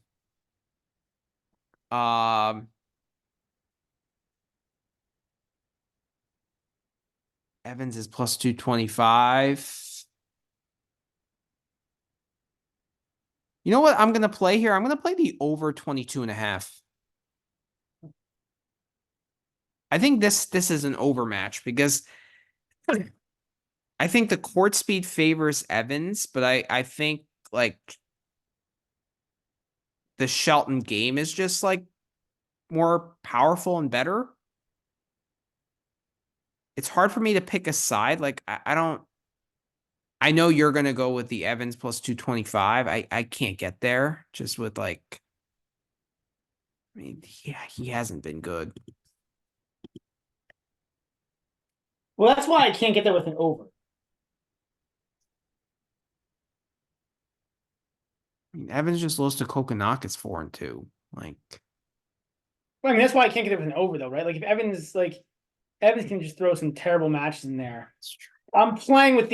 I'm not sure. I'm toying with the Evans at 225, just because it's a high price, and like I think if like this matchup seems really good for Evans on a slow court, like he can move the ball around, put Shelton in weird spots, like Shelton's not like I don't think it's a good matchup for Shelton, but like if bad Evans shows up, then then Shelton's gonna win this easily. So like, I don't really want a part of the spread or the over. If I'm gonna play this, I'll probably play the Evans money line just because it's, and not because I think Evans is gonna win this match, but just because it's at 225. How about Not the much I really want to get how about the behind. 3-set line at plus 145?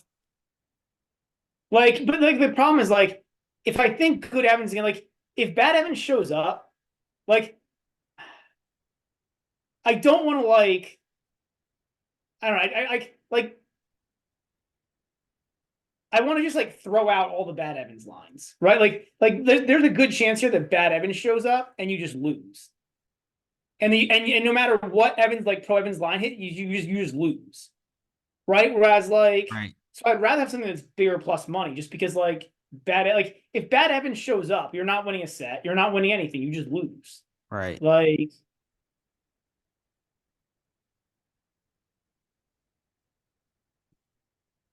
Yeah, I don't in know. my mind, it's plus 225 Evans money line or pass. Because like, I get where you're going with this, and like against other opponents, I would like your analysis makes a lot of sense. But like, this is Evans in a first round match. Like, if bad Evans or non-confident Evans shows up, like this could be like 2-4 again. True. And Shelton is better than Kokonakis. Yeah, so I'd rather like, if I'm gonna back Evans, I'd rather my hit rate be lower, because like, I hear like I don't feel any safer going with an over here than I do going with an Evans money line. Like, All right, I'm gonna stay away. I'm gonna stay away. I Um, mean, I can understand to stay away. I think it's either Evans or stay away, and I get it because like there's so much bad Evans that you yeah. just lose, that it's like really frustrating. And I'm sick and tired of trying to predict a good Evans week. Like it's just impossible to know when it's gonna happen. Like it happened in Barcelona last year. It happened in like out of the blue in Washington. Like it's just Yeah, so random. it's just price, right? For me, it's just price. It's just Yeah. because it's plus 225. Like, it's not because it's like I think he's gonna win the match. What's the temperature in Acapulco before we preview this next I match? mean, it's not that hot. The problem is the humidity. It's like mid to high 80s. Well, Remember they I no, actually want to see what the humidity is. it's in like the high 70s. It's humid. Okay, And that's it's good. more humid at night, I think. Yeah, 88%. That's high. Yeah, I'm all over the Paul money line at minus 125 against Draper. Yeah, me too. Me too. GBM. Sure. All right, beautiful. Nice. All right. Next match, Khachanov against Schwartzman. I think I'm gonna lay the 3.5 with Khachanov. What's this set one under 8.5 here? Plus 210. Hoping for better, but that still might be worth playing. I feel like this is a good match to go unders with. Unders are pretty good here in Acapulco because Yeah, between the humidity and the slowness, like, you don't see a lot of 3-set matches. You also don't see a lot of true. I mean, Schwartzman just sounds so depressed, man. He said something about having to retire soon, he thinks. And like, you get why, because he can't, like, you know what I Yeah. mean? Like, he.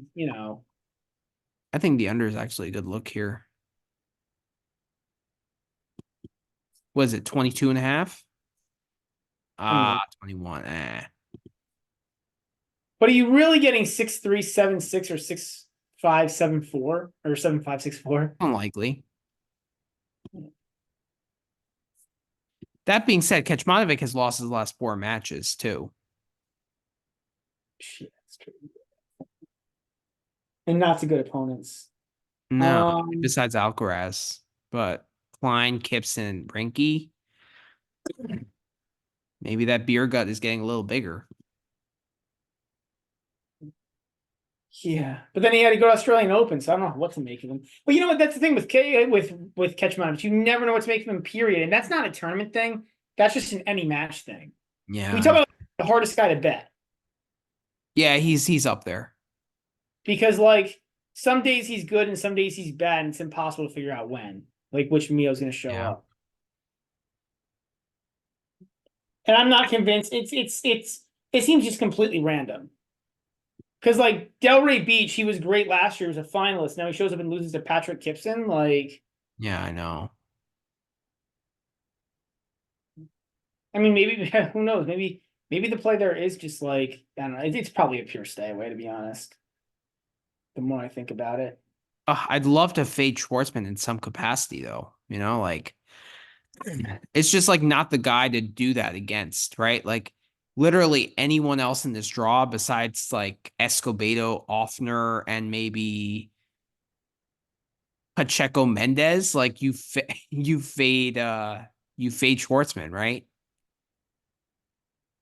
Yeah, it's just tough with Mio because Yeah. like it's just like it's like okay, like I get it. Like I'm in the same boat, but like what line do I play then? Like I have to pick one of these lines, and like I don't want to play any of them. All right, next match. Demonor against Daniel. Demonor is a 5.5 game favorite. Minus 800. Daniel's plus 525, over under 20. Also, this tournament is played in 6 days as well. That has Yeah, to go. yeah, That has to yeah, get stated. So yeah. I know do you have a play here? what? Do I you know have a you're play? gonna with me here. What's that? I'm gonna back Taro probably to win a set or the 3-set line. It's plus 175. I mean, I don't know, man. Like if you're gonna like 5.5 is a massive spread. It's Like if plus you're gonna price, 225, the 3-set line. yeah, the 3-sets at 225. The Taro in a set, I think is like plus 180 or something. Like, yeah, plus 175.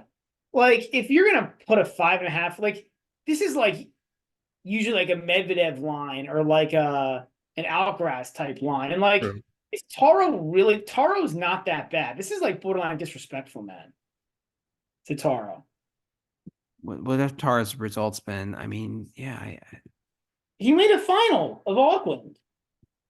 yeah, it's Like true. he hasn't been good the last, but he hasn't even been that bad. Like he lost to Yaron, who's That's he's been on a four and heater. five. It's not like Yeah, and he lost to Kaboli in the 3rd set tiebreak. Like, no shame in losing to Paul. no. Eubanks is completely understandable. He's completely gassed after the Auckland run. Right.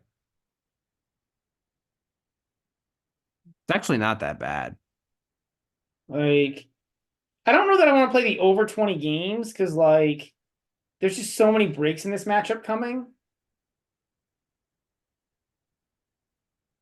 that I feel like you're better off with the like if you're gonna play the over on the games, I think you may as well play the over on the sets, especially given you're getting 225.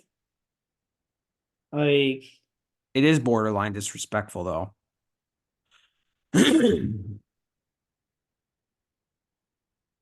like Demonor's not Medvedev. Like Medvedev should get this line. Yeah. All right, I'll play it. It's not GBM worthy, but I'll play it. Nice, I talked you into something. I didn't think you'd back me on that. No, it's such a good price. Like, Well, and again, it's not about like this isn't about tennis for the players. It's just like you look at this and this price is just way out of whack. yeah, it is. It is out of whack. Like if Demonor was playing Ernesto Escobedo, fine, right? Fine, yeah, yeah. If Demonor's playing Escobedo, fine. If Taro Daniel's playing Medvedev, fine. But like, yeah, the 5.5 is. Yeah. But I don't really. But I think the right thing to do there is take the set. Like take like because like Yeah. either take the set or the 3 sets because like it's not. Well, Demonor is going to win a set, so I think if I mean, he didn't want to set against Michelson. I know it was yeah, but travel that was a spot. travel spot and like all that, coming off a tough week in Rotterdam. That was actually poor scheduling on Demonor's part. Well, or he just didn't care about Cabo particularly, or he got an appearance fee, right? Like, there's a lot of things that could have been at play there. Is he really playing for appearance fees? Like, Why not? I guess. I mean, yeah. I mean, he's gonna have to come over here for Indian Wells anyways, right? True. True. I mean, I guess he could have taken the week off, but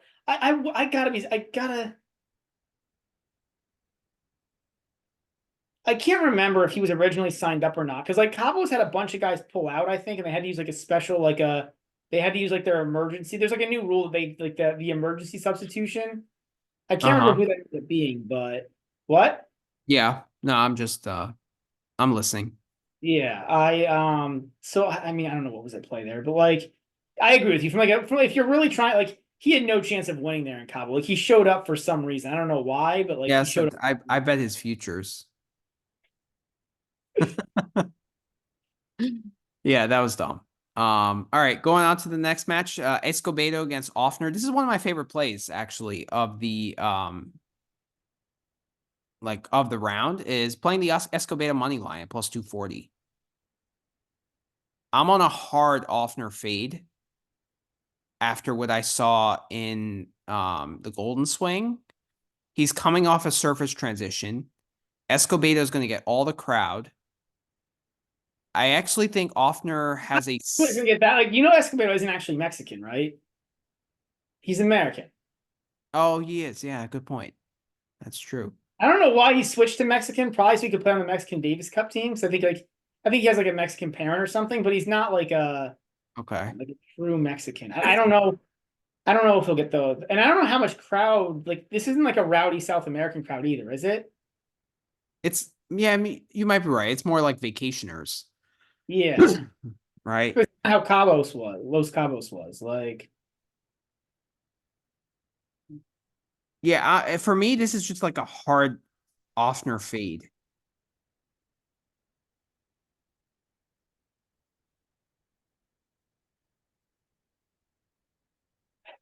the problem is, like, this reminds me of like the Vukic Pacheco Mendez match, where like Vukic got through it, but it was like the ugliest, most awful thing ever. He was like, I don't know. I watched that match Yeah. because I played the Vukic money line at like minus 425. And like he got through, but it was like the ugliest, most awful thing ever. Like it was like just awful tennis. Like I this also match, think Offner doesn't play well in hot, humid conditions. I agree with all of that. Okay. Escobedo is he's like ranked like 480 in the world, and it's not because he's hurt. It's because like he's not good. Yeah. Like like he played like 20 tournaments last year, and he's ranked 490 in the world. Like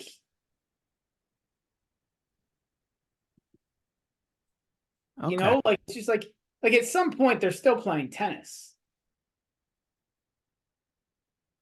Yeah, I mean, he did beat Enzo Quacko and Dennis Kudla.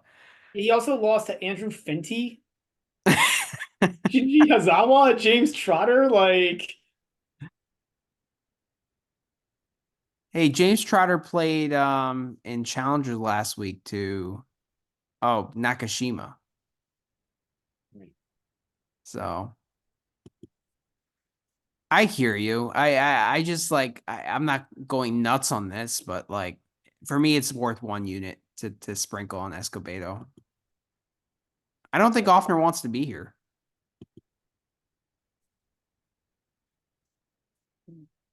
Klaus is probably not going to like that statement, but yeah.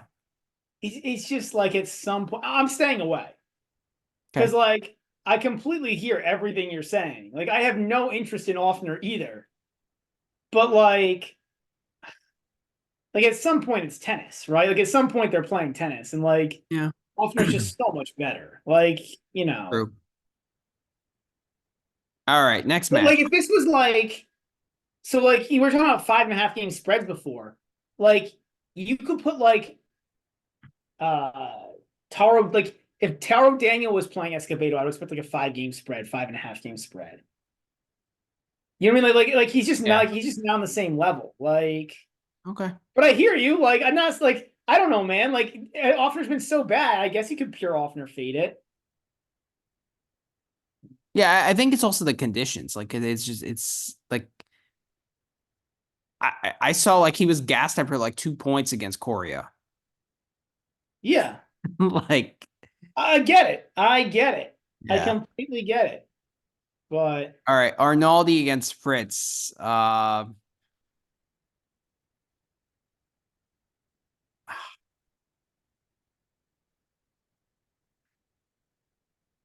I think this is well set. Yeah, this is dead on. I don't mean it's like yeah. I think like Fritz is actually relatively easy to cap against these like weaker players. Like he usually gets through by like one break a set, wins by four, you know, like Yeah, I'd usually back Arnaldi, but like I can't after that performance. Like I love backing Arnaldi. Like I like him, but not from what I saw recently from for him. me it's just like Fritz is like not bad, but he finds one break a set. Like I'll probably end up playing something just because it's like the last match of the day tomorrow. But yeah, we'll see. Zverev and Altmaier. Altmaier did not look good in Golden Swing. did he look that bad though? He lost like he was like he lost, but it was close matches. He lost to Korea, which I guess isn't as bad as of a loss in He hindsight. lost to Costa tight. Like that's not that bad. Terrible. Yeah. Yeah, he had two tough matches. Um,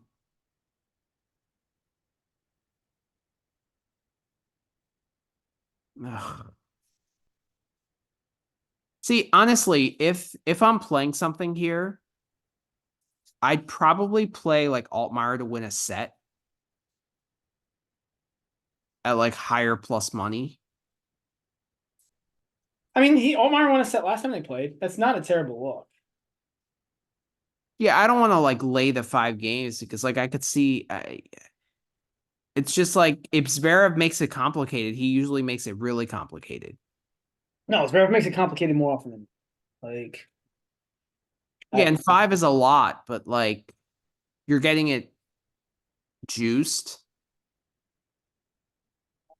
And like I can see Allmeyer win a set and just like dig in and compete, but like I can also see Zverev winning a 6-2 set, you know? yeah. So if I gotta think about it some more, but if I'm playing something, I probably play Altmaier to win a set. You? No play here. I think this is pretty well set. Sure. Casper Ruud against Eubanks. Um,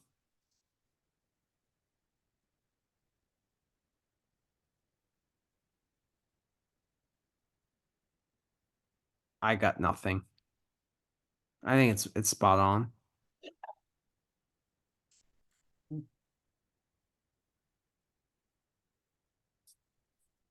Like,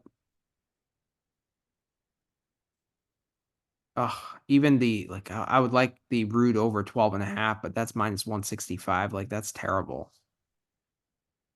Um, like if it was a faster court, I'd totally be on like something pro Eubanks, but like the fact that it's slow, I don't really want to hit anything. I don't know, man. I'm kind of like if I've got to play it, it's rude. For me, this is rude or pass. But like I don't know what pro rude line to play. Like I could play the 2-0 at minus 135. I think that's an option. But like, because like, how does Eubanks ever break? I don't know. Ruud gives some donations. Plus, if Eubanks can attack that Ruud backhand, Yeah, but he's not going to be able to. It's a slow court. I don't know. Thompson was able to. Yeah, but Thompson can like do different stuff. True. Eubanks is really limited. Really limited. Like Thompson actually can attack on these slow courts, right? Because he attacks with like angles and he like knows actually how to Yeah, attack the court. Like you're right. it's a terrible matchup. It's the court's right for Rude. I just man like 4 games for Eubanks to get is a lot because of the serve. Yeah, but the And serve is diminished with the slowness of the court. yeah, but I mean that's one break a set. 4 games. I mean, it might not be. You could have a 4-3 score, a 3-4 score, but like, yeah. Yeah. I'm I mean, staying away. like you I could don't play see the any. like Rude's never losing this match. Like I know you don't do it, but as a parlay piece, you could play the Rude money line. Yeah. Yeah, I agree with that. And I don't think coming off a title or off a finals loss is going to be a problem for him. He's played full weeks before, and I think been fine the next week. I think he's pulled off double dunk Yeah, and stuff. Rude has underrated fitness. Yeah, He's fine. but we haven't seen too much of him in humid conditions. I don't know, there's just between fitness and ability to handle humidity, right? Like I don't think of Offner as being unfit, but he does seem quite unable to handle the heat and the humidity. Yeah, you're right. True. All right, next match we got is Tiafo against Purcell. Um,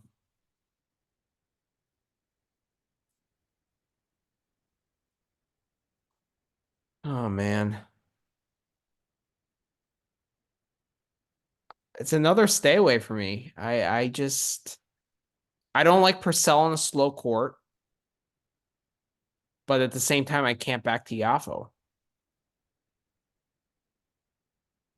Yeah, I don't know if Tiafoe's entered back mode for me yet, but he's kind of gotten a little bit away from the hard fade. I mean, it's really only one good man. Damn, though. It's really, I mean, Yeah, it's really one good win and it's like 2-2, losing 2-2 to Paul. Like, really? well, he beat Mickelson 4-3 also. Like, it's not about him. Like I'm not saying these are like amazing wins, but like for 5 months he showed up every day and didn't look like he wanted to play. Like at least a couple of those matches in like Delray Beach, like he looked like he like wanted to play tennis. He wasn't playing particularly well, but at least he like showed up like acting like he wanted to play, which is a start. Like, Yes, I guess. I mean, it is right. Like when he showed up versus what was it? The match he lost versus Yaron, and he like may as well have not even been on the court. Like, yeah. like it's like it's baby steps, but like You just played like shit too. Like, against I don't Paul. even think it's low energy. Like, it's just like it is low energy. It's like everything bad, in one package. Yeah, but that's what I'm saying. Like I didn't think he played like amazing tennis. Like I think the Albot 6-6 like match actually a perfect example. Like he didn't play well at all. Like he should be beating Albot better than 6-6. Yeah. But at least he was like getting excited and getting the crowd into it, and like again, Yeah. like at least he wanted to play tennis. Like he couldn't make any shots, but at least he was like Is he I don't really know. going to want to play tennis here? There's a lot of like girls and parties and nightclubs and all that. Yeah, really. I thought it was more of like a resort town. No, I guess there's a lot of spring breakers and such. Yeah. I mean, Um, yeah, who knows? I mean, who knows, right? Like, I don't know. I mean, yeah.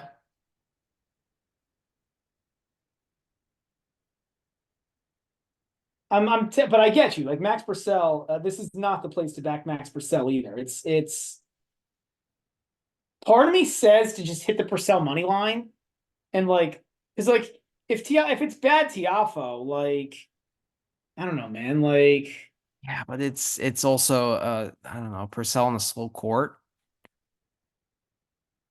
Like he won that match against Arnaldi because of bad Arnaldi. It wasn't because of good Purcell. I saw yeah, most of it. yeah. I don't. Yeah. Well, All right, I'm staying away. Next match, Mo against Holger Rune. I'm gonna hit the Mo money line at plus 400.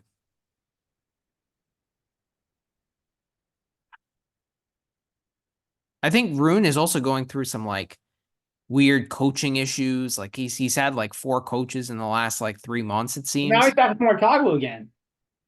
Uh like yeah, I don't know.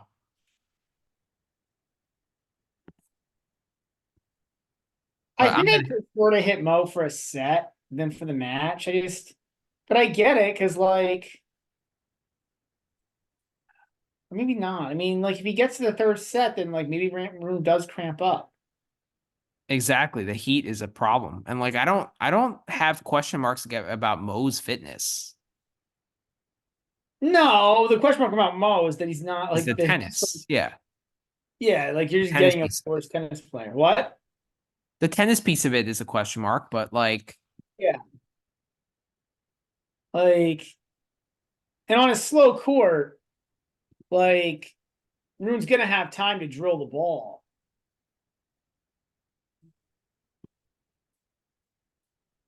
Yeah, but like these guys played in Montpellier recently, and like it was close.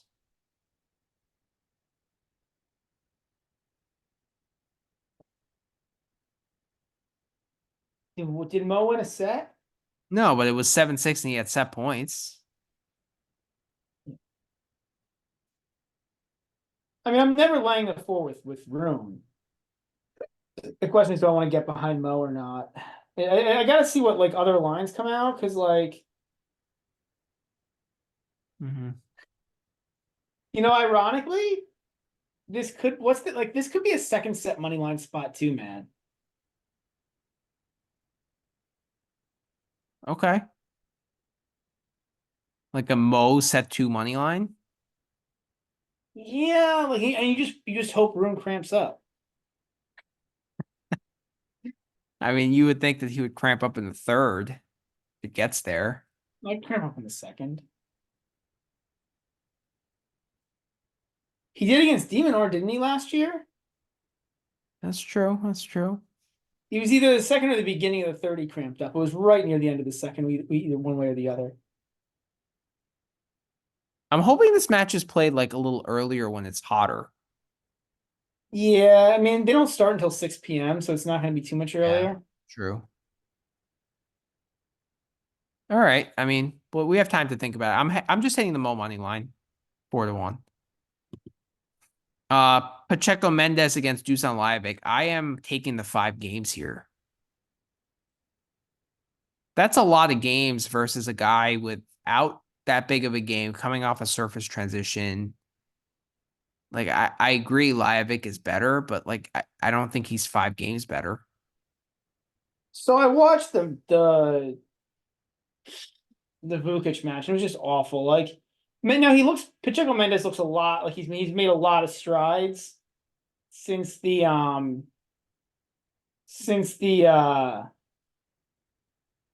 he looks like he's made a lot of strides since the loss to Demonor last year. Mm-hmm.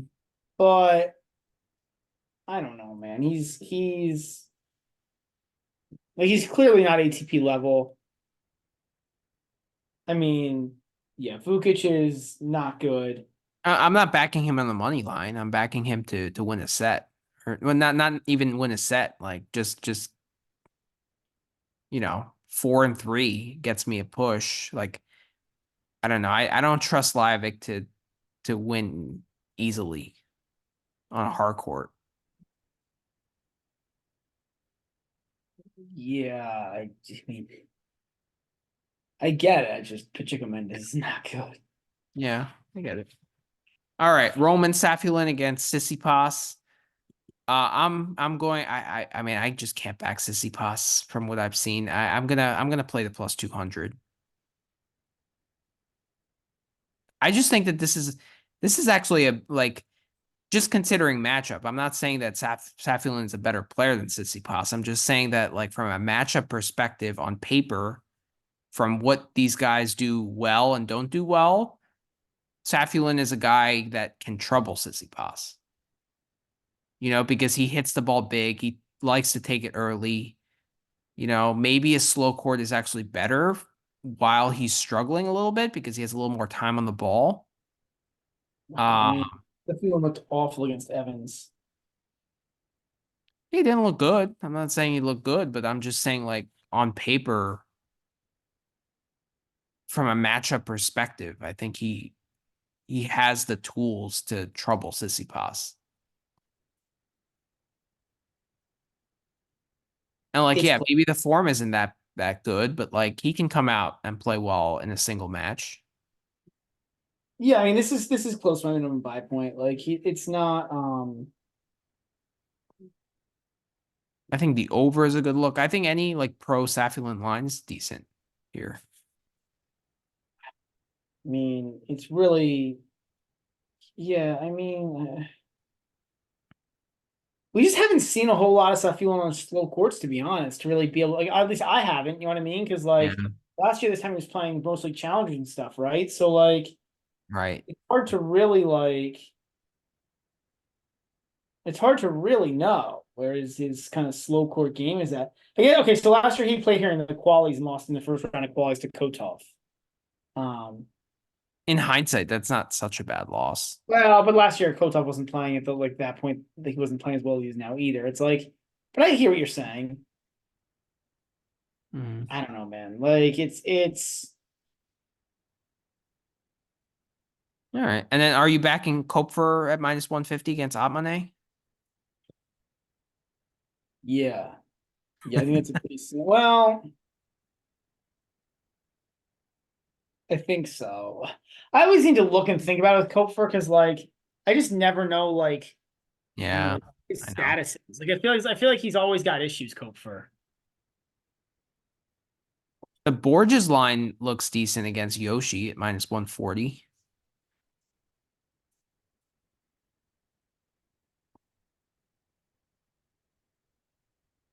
Like Yoshi just lost. I mean, he lost to Michael Moe in qualies.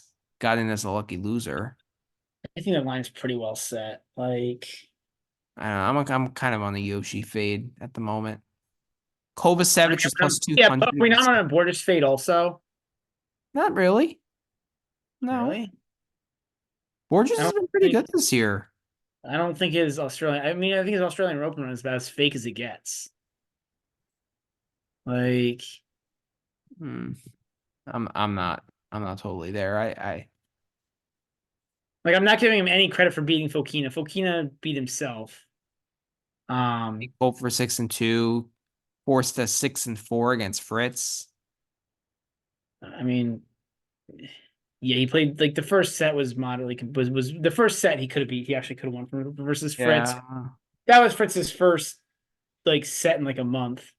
I mean, not a month, maybe like 3 weeks, but still, he hadn't. Well, actually, he had played Davis Cup, but it was a weird thing because he was in Davis Cup and he had to travel back and yada yada. Um, the Australian Open run, I give him almost no credit for. Like beating Martyr, not impressive. Fokina beat himself. Dimitrov beat himself. Like, yeah. Okay. Um, I'm not taking too much stock into it. It's probably, I mean, it's probably like a minimum buy point on Borges. But yeah. yeah. All right. So recap of the bets. So I'm staying away from Evan Shelton. You're playing I'm the contemplating the money line. I'll probably end up hitting it.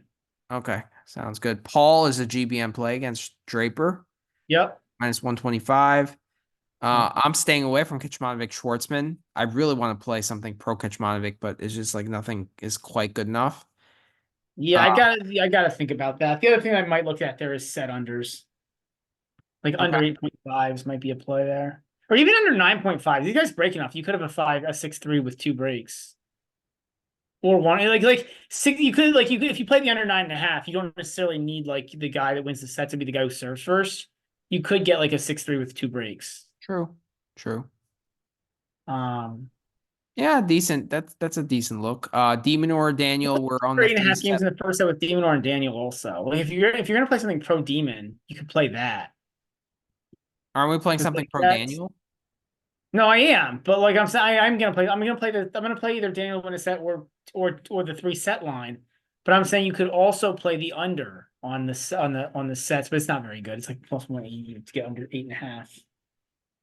Like it just feels like a really good under 8.5 week. You know what I mean with the sets Yeah. because like The hot conditions and the hot, slow, humid. Yeah, decent like look. Yeah. I'm gonna play the three set line there at Demon or Daniel. Escobedo and well, Offner. you know what? The under 22 could be a really good look there in the Escobedo Offner match. Because, like, to your point, like if Escobedo does win the first set, man, it's a long way back for Offner if Escobedo A wins the long way first set. back. Yeah. And then the opposite's also true, though, just because Offner's such a much better tennis player. Like, is Escobedo really, like, is the belief really going to be there against an ATP tour level player if he loses the first set? Like, Good point. Good point. Yeah. Oh, I like the Escobedo money line better, plus 240. But Arnaldi Fritz, I think we're We're both Both staying away. Kova at plus 200 against Jordan Thompson. Man, is that interesting. I just think that match doesn't happen. Yeah, I don't think so. I think it's a moot point too. Like you can click the button and invest your capital in it, but I agree. I don't think it's gonna happen. Yeah. I gotta think about this more, but I might be an Altmaier to win a set against Zverev. Staying away from Rude Eubanks. I think you could hit the Rude money line there, minus 450. I know you don't do that, but like if it could be a decent parlay piece. Like Rude's not losing that match, right? Like, yeah. Tiafo Purcell. probably an ugly stay away. The more I don't know. Like, you're right. It's Purcell on a slow court. Like, do you really want to back? Like, do you really want to back that? I don't, and I don't want any part of Tiafo right now. Like I got to see more before I back him. I'm definitely on the Mo money line at plus 400. I'm taking the 5 with Pacheco Mendez. You're staying away. Yeah, that's right. I'm on the Roman plus 200 against Tsitsipas, and I'm probably going to play something pro Kopfer. But yep. And then GBM play is going to be the no unseeded finalist at minus 115. Yep. Nice. Kind of a different one. Yeah. All right, everyone. That does it for our mega pod for the week. Yeah. Thanks, followers. Appreciate your support as always. Absolutely. Have a good night. Good luck on your bets. And have a good week. We'll be back probably next week. Sounds good. See ya. Yeah.